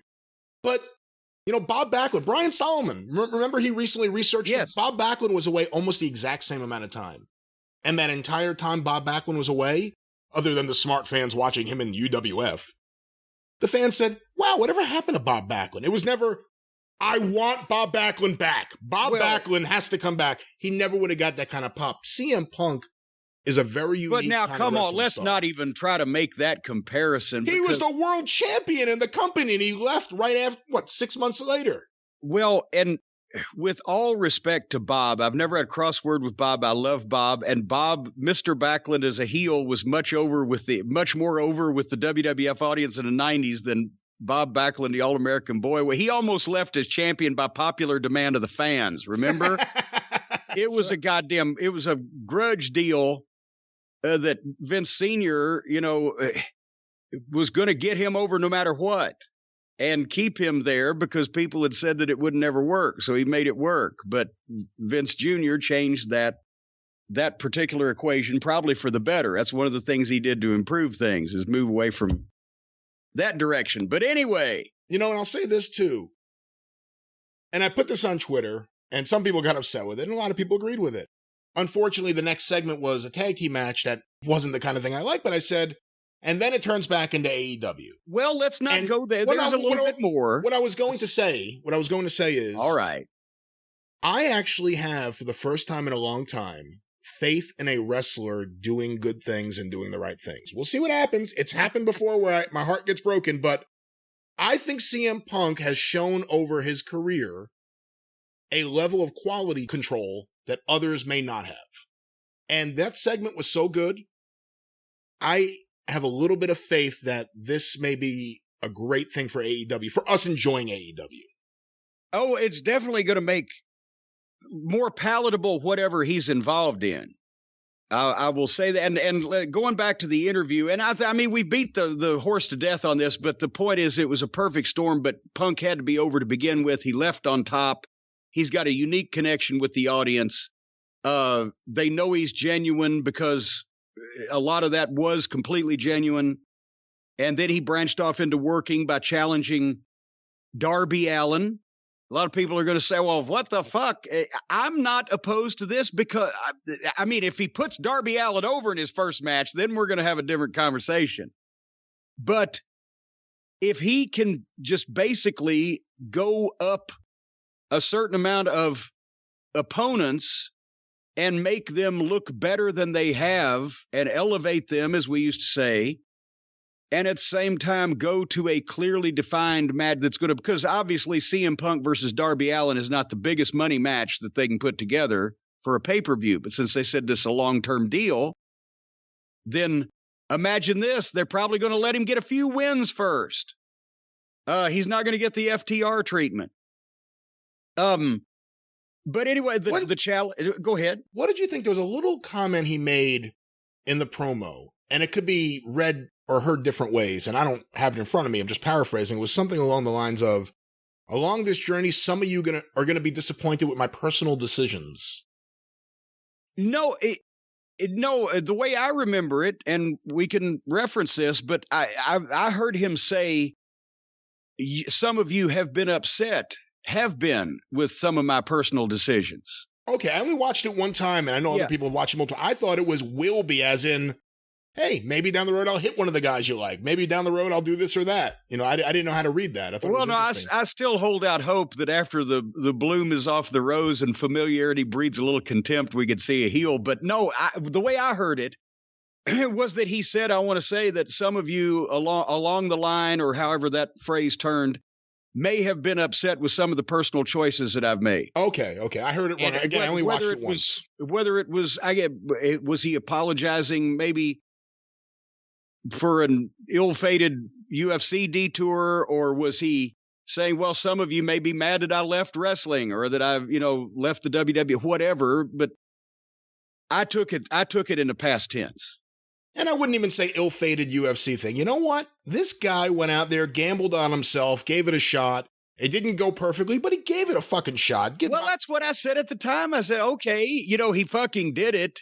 And here's the thing. If Brock Lesnar had gone back and just fucking done job after job, that would have killed him in the wrestling business. CM Punk's whole appeal as a wrestler was not built on being a tough shooter. It was built on being genuine. It was built on being a personality, and his personality is built on being him. So it wasn't like Brock Lesnar going to get it, because a lot of people have said, well, he's shown everybody the business was phony. Well, that horse left the barn a long time ago. Even I'll admit that. But the fact that a pro wrestler did fight in the UFC, which that's rare air for even professional fighters, that's not bad, since that wasn't his gimmick. It would have killed Brock deader than 4 o'clock, because that's his whole aura. And and Brock is not the wordsmith to bring, people back around. Even if Heyman is, that he's got to have an indestructible beast. That was not Punk's whole vibe. But and I just want to say too, I regularly, as people hear, I kill AEW when I think they do bad stuff, which happens a lot. It's not that I'm a hater, as the kids may say. It's that I like good stuff. I also got to put over when they do it right. As my mother used to say, I'd rather eat good food than bad food any day. That's a Ghost of Mr. Chicken line, but go ahead. Once again, I just want to say this could not have been done better. And Tony Khan, I think, did this better than Vince McMahon would have. And this was just perfection. And this was quite a moment. Where do you think this ranks among? And they let it breathe, too. That's it. They didn't rush it. The commentators didn't say anything. They stayed out of it. That was perfect. Can you imagine if you had to listen to Excalibur and Mark Henry and those guys talk during this? Oh, well, JR was, I guarantee you, JR had his hands spread out in front of all of them. That's his fucking signal, lay out, right? But I thought this was just perfection. And where do you rank this amongst modern wrestling moments? I mean, it's such a unique moment. Let me get to the one thing that I thought I was going to have to knock, and then that turned around. the only thing after the challenge and everything, September 5th at All Out, and he said, it's a long-term deal. I'm going to have plenty of time to talk to you and blah, blah, blah. The line, I'm back. And I was just, I thought, that just seemed like he bobbled on the dismount. No, and then he came back and said, oh, and by the way, on the way out, free ice cream bars. Oh, fuck, that's perfect. It's an Andy Kaufman fucking deal. Instead of milk and cookies, he gave him ice cream bars, which is the fucking callback, as the kids say, to the promo he did where he wanted ice cream bars back and no purple M&Ms or whatever all the conditions he set out were in the WWF. And then and as soon as they hear that, yay, and then the music again, and then they're screaming, like Mussolini! And just cult of personality. Okay. Oh, boy. Yeah, please don't start singing. They were it's screaming so at the top of their lungs. It was fucking wonderful. The line, I'm back, I took it, because again, I said this the other day to you, so much of this, and I'm not saying this is a bad thing. This is probably a good way to utilize something like this. To me, it looks like so much of this is based around the way the ESPN did the Michael Jordan Last Dance documentary in Chicago in the same, the same place. And when he said, I'm back, when Michael Jordan returned from retirement before that last run, that was his quote. Well, and I'm not even saying that but I'm just saying after that promo that he gave, it didn't seem like there was a go home line emphasis on it. I'm not saying the material was, it didn't pop to me because that wasn't the actual last thing he was going to say. I didn't know he had and one more thing. He came back and the ice cream, but there you go. So it's not the material, just the inflection or the way it would be delivered. I thought, and then, okay, here we go. Now we've left them all the way up again. So where do you rank this, or how do you see this amongst all the great wrestling moments that we've actually seen amongst everything else in the last 10 years, 15 years? Oh, God. I thought you were talking ever, because I was going to have to struggle back to think. In the last... Since the turn of the century, since 2000, since 2001. Oh, my God. I forgot I've been a part of 2 centuries now. How'd you like the Ring of Honor thing? That I left Ring of Honor, and I left pro wrestling, and now I'm back to pro wrestling. What'd you think of that? I wish that AEW, the rest of the product was more of a banner carrier for pro wrestling, but I like that also because, again, he's bringing those people back into his roots and what he truly loved about this that he did. And he's bringing them into it. He's back in the mindset. He's bringing them in. I like that. I wish that, more of AEW stood up to that description, but maybe we'll work on it now.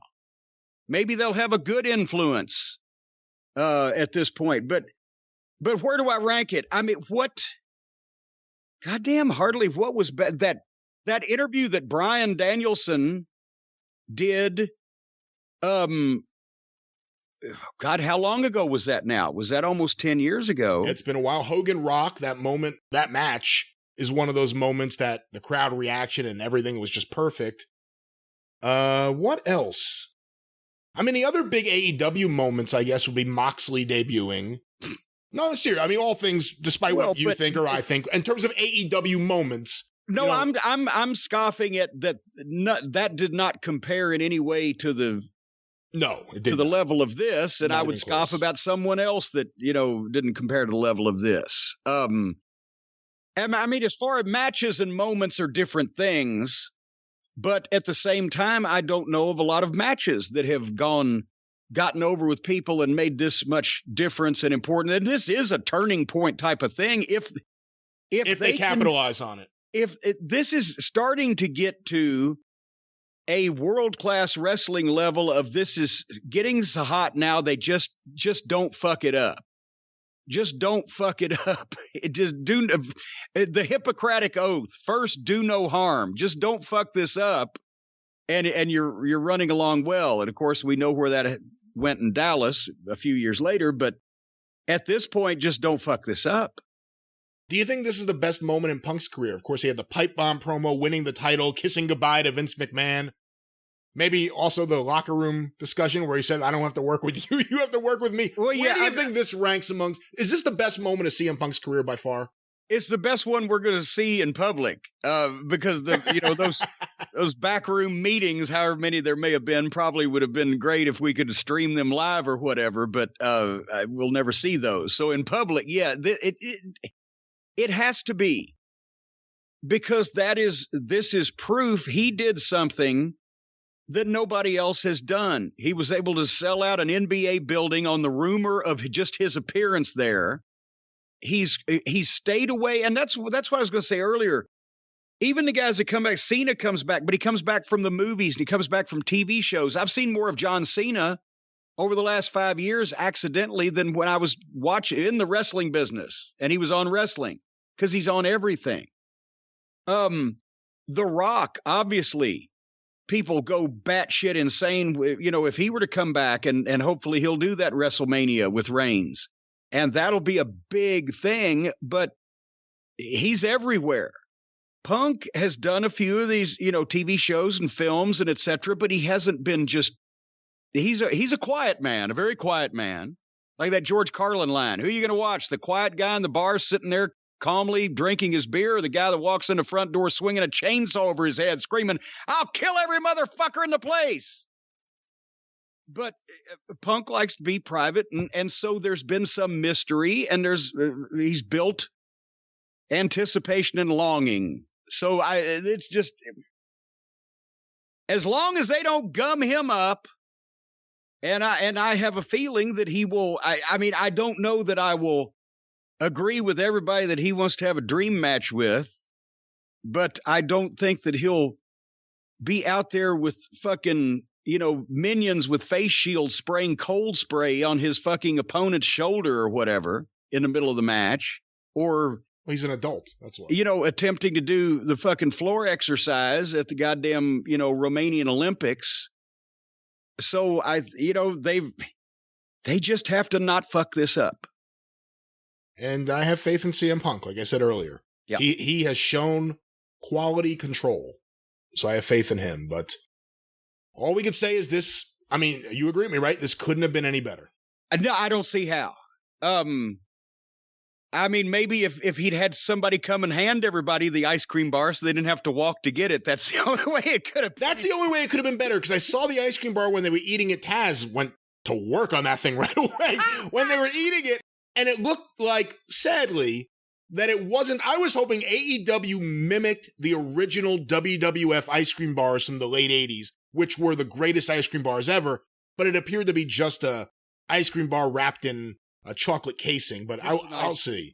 I never ate a WWF ice cream bar in my life. They were the greatest fucking ice cream bars. I grew up on a beach, so all day you're on the beach and you get hungry, you get thirsty, and all the kids would go over by the entrance. There would be the ice cream man, or we'd call him the Ices man, because it was really less about ice cream, more about ices, Marino's Italian ices, and just great stuff. And they always had the WWF bars, and kids who didn't like wrestling, they were the biggest hit because they were delicious, but also each one came with a trading card. And if you got a Hulk Hogan on the ice cream bar, you also got a free ice cream.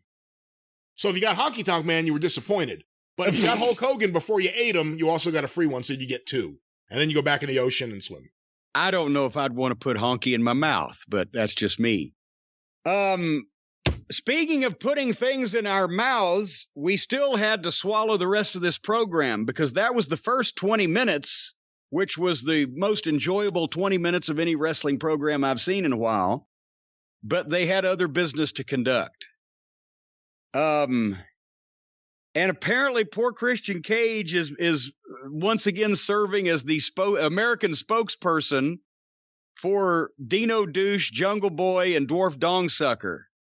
So he's their translator. He's their Alex. Again, we have faith in Punk, but here's Christian Cage, who's another major star that came back after 7 years away from the business and was going to outwork everybody, and now he's the English language translator for a fucking dinosaur.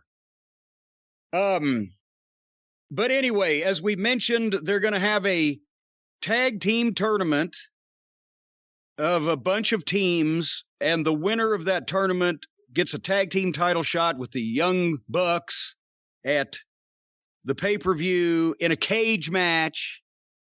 And so the first one of these, apparently one of these, is Jungle Boy and Dino Douche against, since Private Party is now with Matt Hardy, can we call him the team of Party Hardy? I'd prefer if we had Private Hardy and he was off TV. Okay, well, how about the team of Hardy's privates? Oh, no. You remember that Bob Caudle actually said that on Yes. Mid-Atlantic Wrestling when Sergeant Slaughter had Private Don Kernodle and Private Jim Nelson. He said, well, now you take a good look at Sergeant Slaughter's privates. Anyway, when I saw this match, I'm thinking, we just said on the Experience podcast we just did, we were talking about the NWA voted one time at Luthez's behest that the NWA World Heavyweight Champion not have to appear on shows with girls, midgets, or wrestling bears because it was demeaning to the championship. I'm wondering if, since Thez wouldn't work with girls or midgets or bears, if Punk should refuse to work on shows with Dwarf Dong Sucker on them. Well, that's not going to happen. Well, I'm just wondering. I like Punk, but he's joined the circus, and until the circus is cleaned out, he's going to be around some of the other circus freaks. Well, but that doesn't mean he has to go into the fucking monkey cage and get a good whiff of the shit. Anyway, so in this match, the Hardley Boys were out to watch. They had their own stools with their stooges making over them. They put the Lucha Brothers and the Varsity Blondes at the crowd. Or the Varsity Browns. It's Jerry Lawler's favorite team, I think. Bobby Eaton and Orville Hutto were the Brown Bombers. He told me one time in a car, he said somebody suggested to him that they make their outfits brown and yellow and go as a drizzling shits. But anyway, and again, Jungle Boy is such a good talent when he wrestles. Remember, every time he has a wrestling match, I always praise him. We always enjoy it.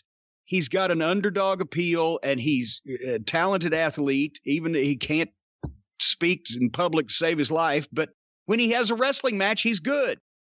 But every time he's in there with his goofy partner and some of these other opponents, it devolves into a far-fetched gymnastics routine. And, I mean, these guys are better gymnasts than some of the other guys on their roster, so they did it well. But it was still phony as a football bat because it's just ridiculous. And they went through a break. Private Party now, they were one of the multiple teams wearing takeoff basketball outfits. And now, for a while, they were wearing clothes like they were going to the club. But now their street clothes look like they're valet parking attendants. They have some type of insignia on I don't know what do they look odd to you or awkward dressed in street clothes as a tag team doing all that shit? I think there's a nice discussion about the way they've bungled things with Private Party. Remember, Private Party, I think, were the first or one of the first teams to win over the Young Bucks on TV. Yes. Everyone thought they were being elevated. And Mark Quinn, a world of talent. And the other guy, he ain't that bad either. But his name's the other guy. But Mark Quinn has a world of talent.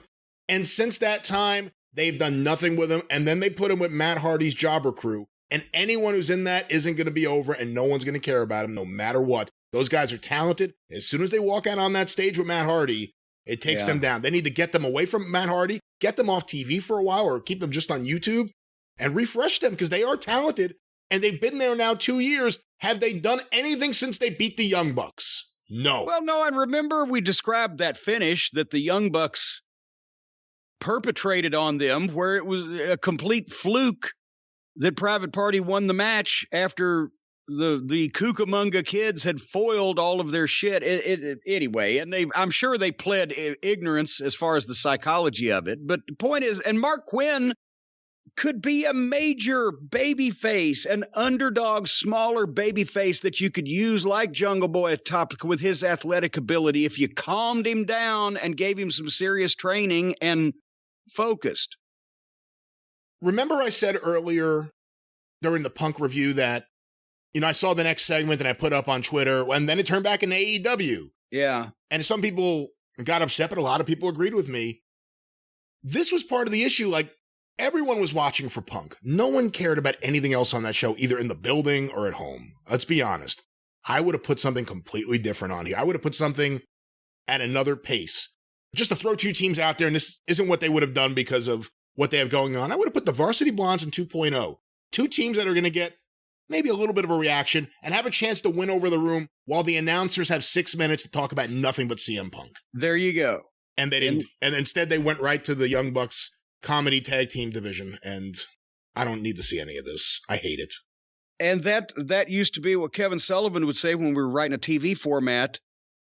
Put a match in there because we just shot this major angle. The announcers have time to react to it, flesh out, extrapolate. Everybody breathes a little bit instead of, oh, here we go. But anyway, it should have been the topic on commentary throughout the whole show. There should have been nothing to take away from CM Punk. No matches, no angles, maybe promos, but that's it. It should have been all about Punk. And I thought this was a misstep. Again, I'm not a big fan of this overall, the Young Bucks tag team division, but I wouldn't have put this after Punk and then just completely moved to talking about tag teams instead of CM Punk. Well, and also this match, real quickly, because I've started trying to jot down notes. They got a pretty long heat on Jungle Boy, and suddenly he just gave Dino a cold tag. He's laying there about 5 feet from him and just reached up and tagged him. There was nobody trying to stop him. And I will say Dino's comeback didn't suck as bad as usual because he stayed away from the awkward kicks. He actually hit a couple of fucking moves on people. But then Jungle Boy tried to do the superplex that he tried to do before and he almost killed somebody else, where they get on the top rope and then he tries to stand on Dino's shoulders and superplex one of the Private Party guys off of the shoulders. But instead, Private Party gave him a Canadian Destroyer off the top of the guy's shoulders into the middle of the ring, a 2 count, and Dino made the save. And the other thing is, they were waiting so long that he is just on Luchasaurus' shoulders for such a long time that while the guy's setting up, it was ridiculous. Don't do the spot if it takes that. That's the point. They will not just say, okay, this would be a great idea if we could perform it correctly or convincingly, but they leave that part out. And so they all stood there. It took forever. It looked rotten. They had to balance and wait. And then the fucking save, and then they go on. And then Mark Quinn, I said, needs to be calmed down and focused and trained, did a a springboard shooting star press off the top rope out toward Dino on the floor and completely missed him, and Dino fell anyway. The only reason, at least it was a shooting star, because Quinn landed mostly on his feet, because it wasn't his head because of the way you do that move anyway, but he missed the fucking guy, where the announcers had to say, well, excrement called it. Then JR jumped in and said, I don't think he got all of it. And then they spent 2 minutes talking about glancing blows at that speed having more power. I don't know. And then suddenly Matt Hardy flung the dwarf to the floor, and they did a ridiculous series of moves that you couldn't really describe and beat Mark Quinn. And there that was. And then in the back, there was Don Fallis and Twinkle Toes and Michael knock it to fuck off. And they were all dressed up, and the only problem was, knock it off. English is his second language. So he made a mistake because they had told him, go down to Cox's and get us a couple of seersucker suits, but he got mixed up and went to Sears instead. And they did a promo there. And then go ahead. Any closing thoughts on that? On the promo? On anything. I have nothing else to say about that garbage match. The promo, I'm not a fan of Don Callis. I think he's too silly and too goofy. Nakazawa sucks in every possible facet of the word suck. This was the best I've ever seen Omega on a promo. In a suit, didn't act too goofy, said a few things, got out. This was as serious as we've ever seen him. He was dressed serious. He behaved serious. What the fuck happened to this man? He's probably upset because he just heard that pop and realized that he just got moved over to the value meal. Boy, did the Young Bucks not get any reaction when they came out. I mean, no one really did after Punk. Yeah. But the Young Bucks are supposed to be two of the big stars there, the executive vice presidents. Their music hit. They were certainly dancing and acting silly, but didn't seem like anyone else was really interested. The extra value meal section of the roster is having new additions now that they're actually adding star power. Speaking of star power, your favorite, do you know what 1980s pro wrestling personality that I am going to say I was reminded of when I heard Jane Cargill, Mark Sterling, and Kiera Hogan speak in that package they did on their match? No. The delivery of every single one of them reminded me of 1985 classic Big Mama. Okay, come on. Felicia Valiant. It was the stagiest, monotonistic. Oh my God. And Jane Cargill's hair has turned white like they did in the old scary movies when the guy spends the night in a haunted house. It was white. Yes, it's turned white. It was not fucking white before. It was blonde, wasn't it? Now it's white. I think it was always white or silver. No. It's white. I think it's white because instead of spending the night in a haunted house, they sat her down and forced her to watch her own matches. But that, you go back and look, that's some white hair. And by the way, and I'll say this, and I like Kiera Hogan. It's the first time I've ever seen Kiera Hogan. I liked her. But out of all the women in that women's division, or out of all the women that are a problem in that division, Jade Cargill is not one of them. I didn't say she was. I'm saying that the package had 3 rotten promos in it, and her hair is so fucking white. I thought you were talking about the match. Okay. No, the package. Okay, what do you think of the match? The delivery. The match, except for the fact that her kick that she hit the girl with missed by 2 feet. She hit her finish nice, and it lasted like 1 minute. So there you go. That was fine. Set her up for Camille. Instead of having Camille come in there against women who are 4'9", put Camille face to face with Jade Cargill. Oh boy. Who's calling that match? Who's the ring general? Yeah. Aubrey? I don't know. Next, oh boy. They've got poor Mark Henry. He didn't look comfortable hosting the split screen promo, did he? It's not he's not done that before. He's not experienced with it. I didn't have a problem with it. I thought he did a good job last week with the Britt Baker one, and I didn't think this was... I haven't had any problem with Mark Henry in AEW so far. I don't have a problem with Mark Henry. I'm saying it wasn't the smoothest. Again, they've rehearsed questions and answers. There's no free flow of discourse in these things on anybody's part, no matter who's doing it. But Moxley, it was pissed because at old Daniel Garcia, or Danny Garcia, who's obviously, for those of you who don't know where Danny Garcia came from, he apparently was The Rock's ex-wife, is all I've been able to figure out. Different person, for the record. Okay, but then where the fuck did have you ever heard the name Daniel Garcia in the pro wrestling business before he showed up on AEW 3 weeks ago? No, and I'll say this, I've enjoyed him so far in AEW, despite the fact that he's skinny. He at least acts like a wrestler in the ring, but yes. The other thing is, we've seen 2.0 when they were Ever-Rise in NXT. Did they have any association with Garcia before that? Because that's the thing. When they showed up, all of a sudden they were involved with Garcia, who, like you said, I've never seen before 3 weeks ago. Well, I don't know, but see, here's the thing. You see people that you know who they are, their names, or you have awareness of them, and they get introduced, and then you don't see them again for weeks. But this guy shows up, and he's on every TV show. I mean, maybe he's got some fucking pictures of Tony Khan and that fucking dog everybody in England keeps talking about. I have stop no it. No. I'm just kidding. But no, it's nice to see they're pushing somebody, but you never can tell. Again, we've never heard of this guy before, and he just showed up, and nobody made a big deal out of it. He's on every television program. Guys come in are worldwide superstars. They get debuted. You don't see them again for 2 months. I don't know.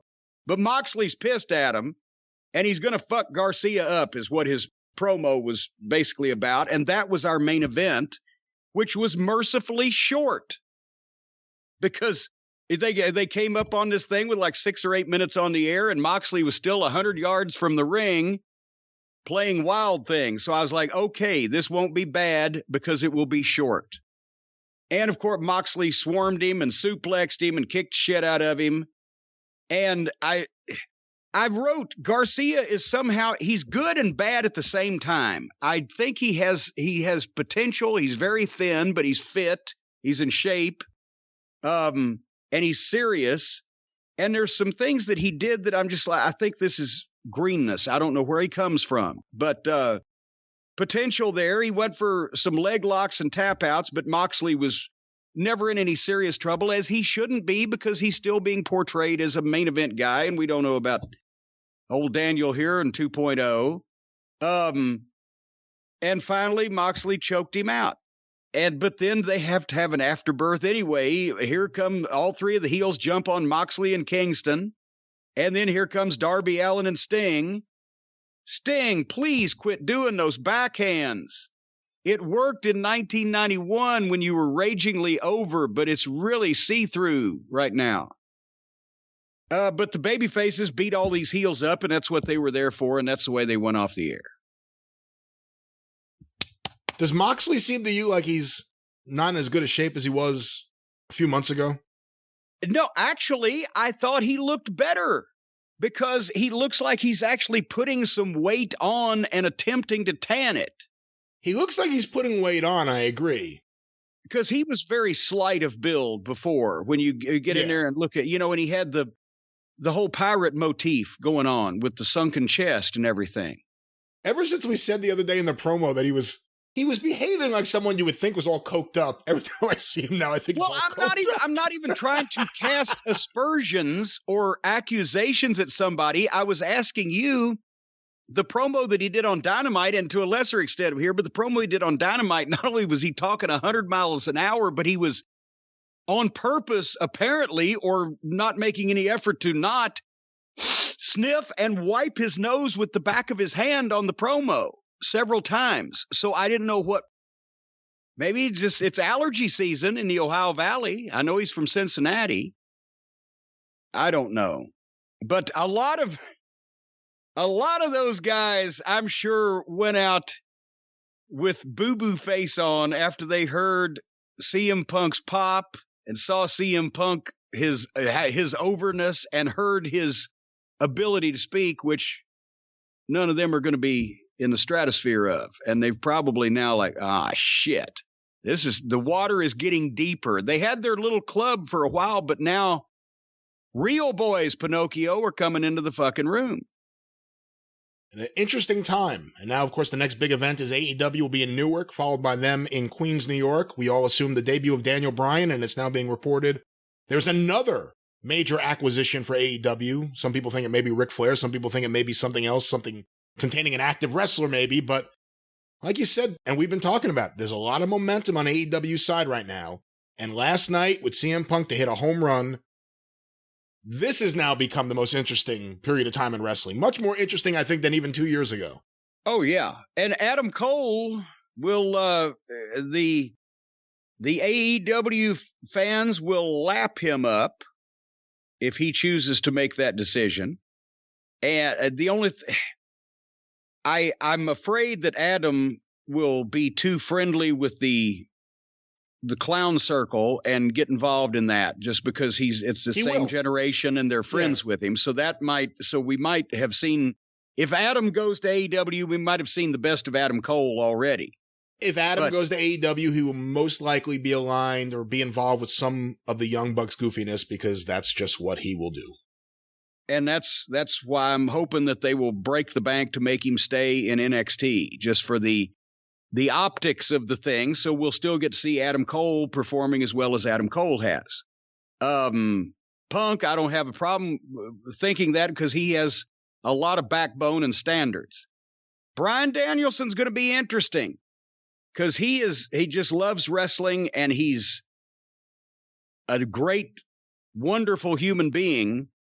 So I'm wondering, will he be more charitable and work with these guys and do their shit just because it's fun and he's getting paid, or will he demand professionalism? And in that case, it could go either way. Talking about AEW's momentum and talking about the CM Punk promo and that moment last night, we've talked about this in the past, but things changed last night.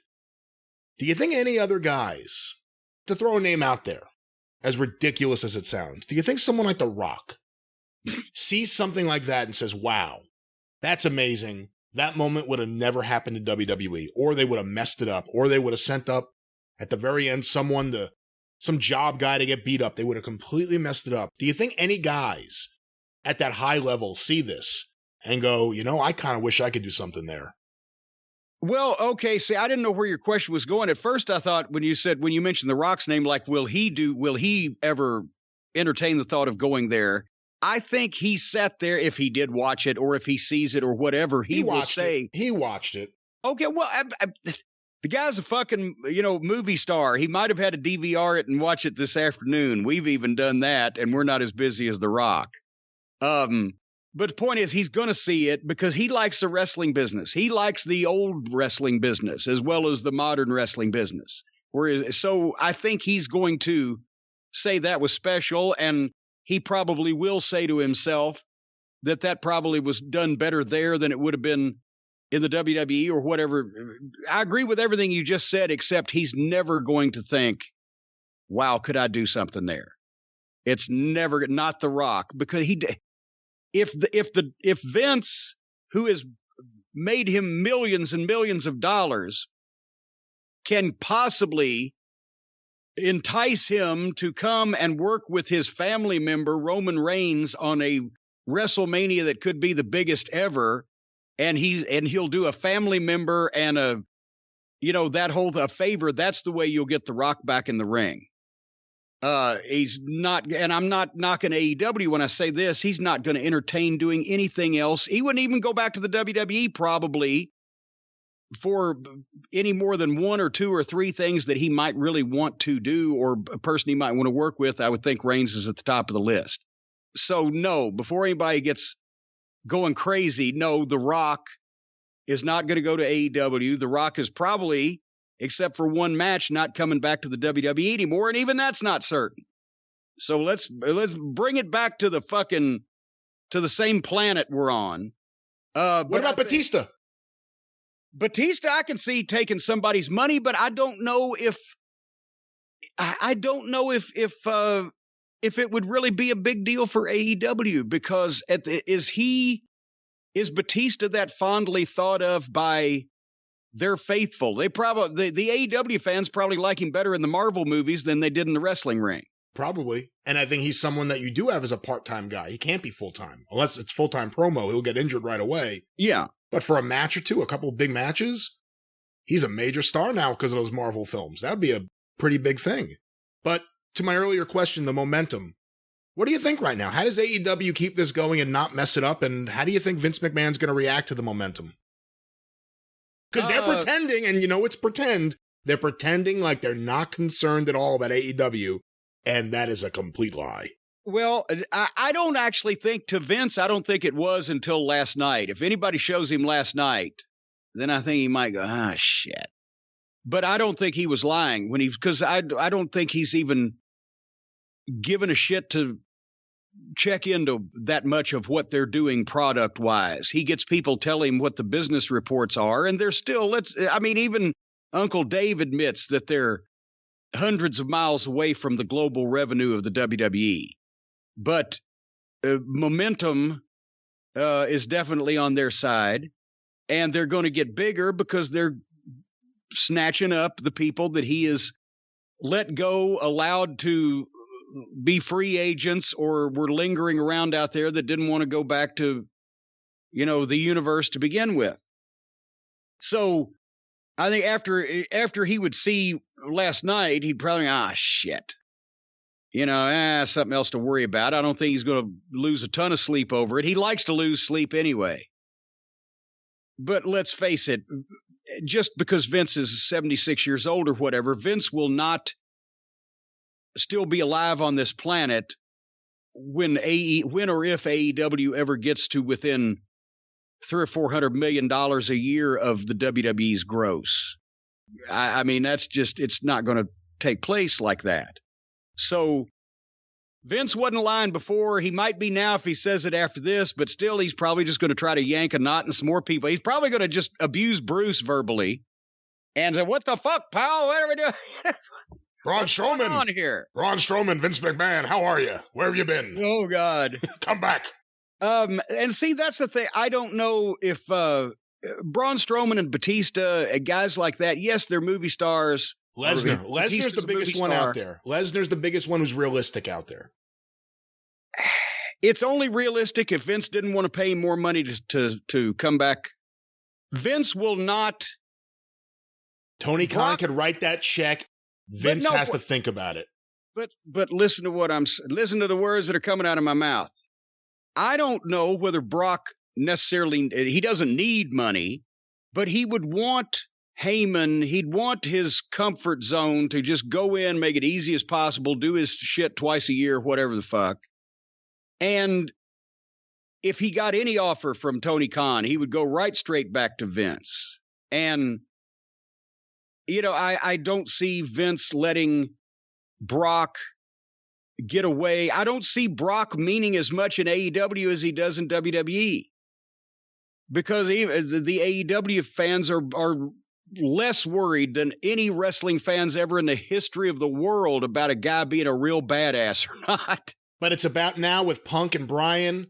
And, even some of the other guys, well, not Andrade. He's kind of sucked so far. Yeah. But Aleister Black, it's about stealing eyeballs. And you know what's? More and more of these guys, and it's kind of that WCW model, although you could probably do it in a much better way of just stealing the fans, stealing the eyeballs, and eventually people know about you, they know where you are, and they're watching you. I know, but I don't think it would be a particularly good business move for either Brock or Tony Khan to go to AEW for the money that it would cost and what Tony would get out of it. And I don't think it'd be good for Brock because I don't know if he's a guy that would translate to that audience as well as some of these other people that are, I think he'd be a massive heel because people know he really hates them and he hates wrestling to begin with. And he doesn't do this he just does this for the money. So he'd get a lot of heat. But does he want to go into that? I mean, he's not even a fucking social guy in the WWE locker room. You think he wants to go into a goddamn romper room? I can't wait to see him take a Meltzer driver. Yes, and see, and so many of those things would not happen. So yeah, no, I mean we can't go crazy here. The Rock ain't gonna happen. I don't see Brock happening. I think almost anybody else is up for debate. Hey, one last thing about this. I said it last week that I loved AEW with a 1-hour format. 2 weeks in a row. Of course, it's a big one. I liked it. 1 hour, you're in and out. The Moxley match was short. They can't let things go too long. Yeah. I like the 1 hour Friday night show so far.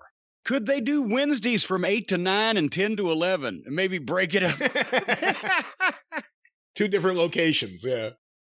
But anyway, so that's the thing. They got a bird's nest on the ground here, as an old friend of mine used to say. All they got to do is not fuck CM Punk up or let too many of their goofs get too close to him to rub off and let him do his thing with who he wants to do it with. And they're going to, and I'll be interested to see the numbers. And we mentioned this, one more thing before we go. We mentioned this earlier. They didn't tease for the average jack-off flipping around channels or doesn't live their life on the internet that any major thing was going to happen. I'll be interested to see the numbers on this just from the smart fans that obviously knew. But let's track now, beginning with Wednesday, where do the ratings go from here? Because they should, once that this word gets out amongst the people who are only in the WWE universe but have been waiting for CM Punk to come back over the next couple weeks, I expect them to pick up maybe 100, 200,000. You would think they would almost have to, wouldn't you? I think coming out of last night where CM Punk, he's still trending on Twitter as of this morning. The clips, the photos, the buzz. He's almost as popular as me. Everything is going around right now. A lot of fans that were not familiar with AEW maybe getting exposed to it now. A lot of fans that haven't watched wrestling in a while maybe getting exposed to something new now. We said it before. AEW has tremendous momentum. And right now, even with stuff that we don't like and with some stuff that we do like, it's a really fascinating time. The next several months are going to be really interesting. Well, there you go, ladies and gentlemen. The cult of personality. Hey, can I leave you with one last question? Because as you said earlier in the show... You just want to cut me off from singing. Yeah, well, anything to do with like that. Mussolini. Oh, God. I wish you were like Mussolini every time you sing. What, dead? Stringed upside down, hanging there while people throw rocks at you. But listen. Holy mackerel. You know, I'll say the same thing. You know what I would say to Mussolini if he was here right now? Mussolini, what are you doing here? You've been dead for 50 years. No, go ahead. What I was going to ask about, because this is our last chance to ask any questions or topics before late in the week. We'll be back Thursday with the drive-thru, a different schedule this week. I have to ask you about something so ridiculous, but it went around and everyone was passing it around, and then it kind of died down, but people are still sending it around. Did you see the viral photo of what people pretended was Ric Flair on a train? Yeah. Allegedly servicing a woman with oral treats. It was not oral like A-U-R-A-L like you hear, but oral like O-R-A-L. I mean, it was funny that somebody was able to find a picture of a guy with hair and a head that looked kind of like the side of Ric Flair's head, but I believe as somebody even put on Twitter, or it may have been Flair himself, he doesn't ride the Long Island Railroad, baby. Yeah, it wasn't Flair. It was Joe Biden. Oh, come on. For heaven's sake. Same hairline. Same hairline, but nevertheless. All righty. Anyway. Well, so, yes, and you mentioned we are coming back. Obviously, we have scheduling issues, and I'm at Bob Eaton's service and back the next couple of days. So we will record on Wednesday and be out on Thursday with SummerSlam and TakeOver. Right? That's right. All righty then. I forgot. This is my show. I'm supposed to close, right? That's what I've been waiting for, yeah. Well, fuck, you should have reminded me. I forgot what we were even doing here. The special Lights Out segment is over, ladies and gentlemen. We will talk to you again soon. And until then, thank you, fuck you, and bye-bye, everybody.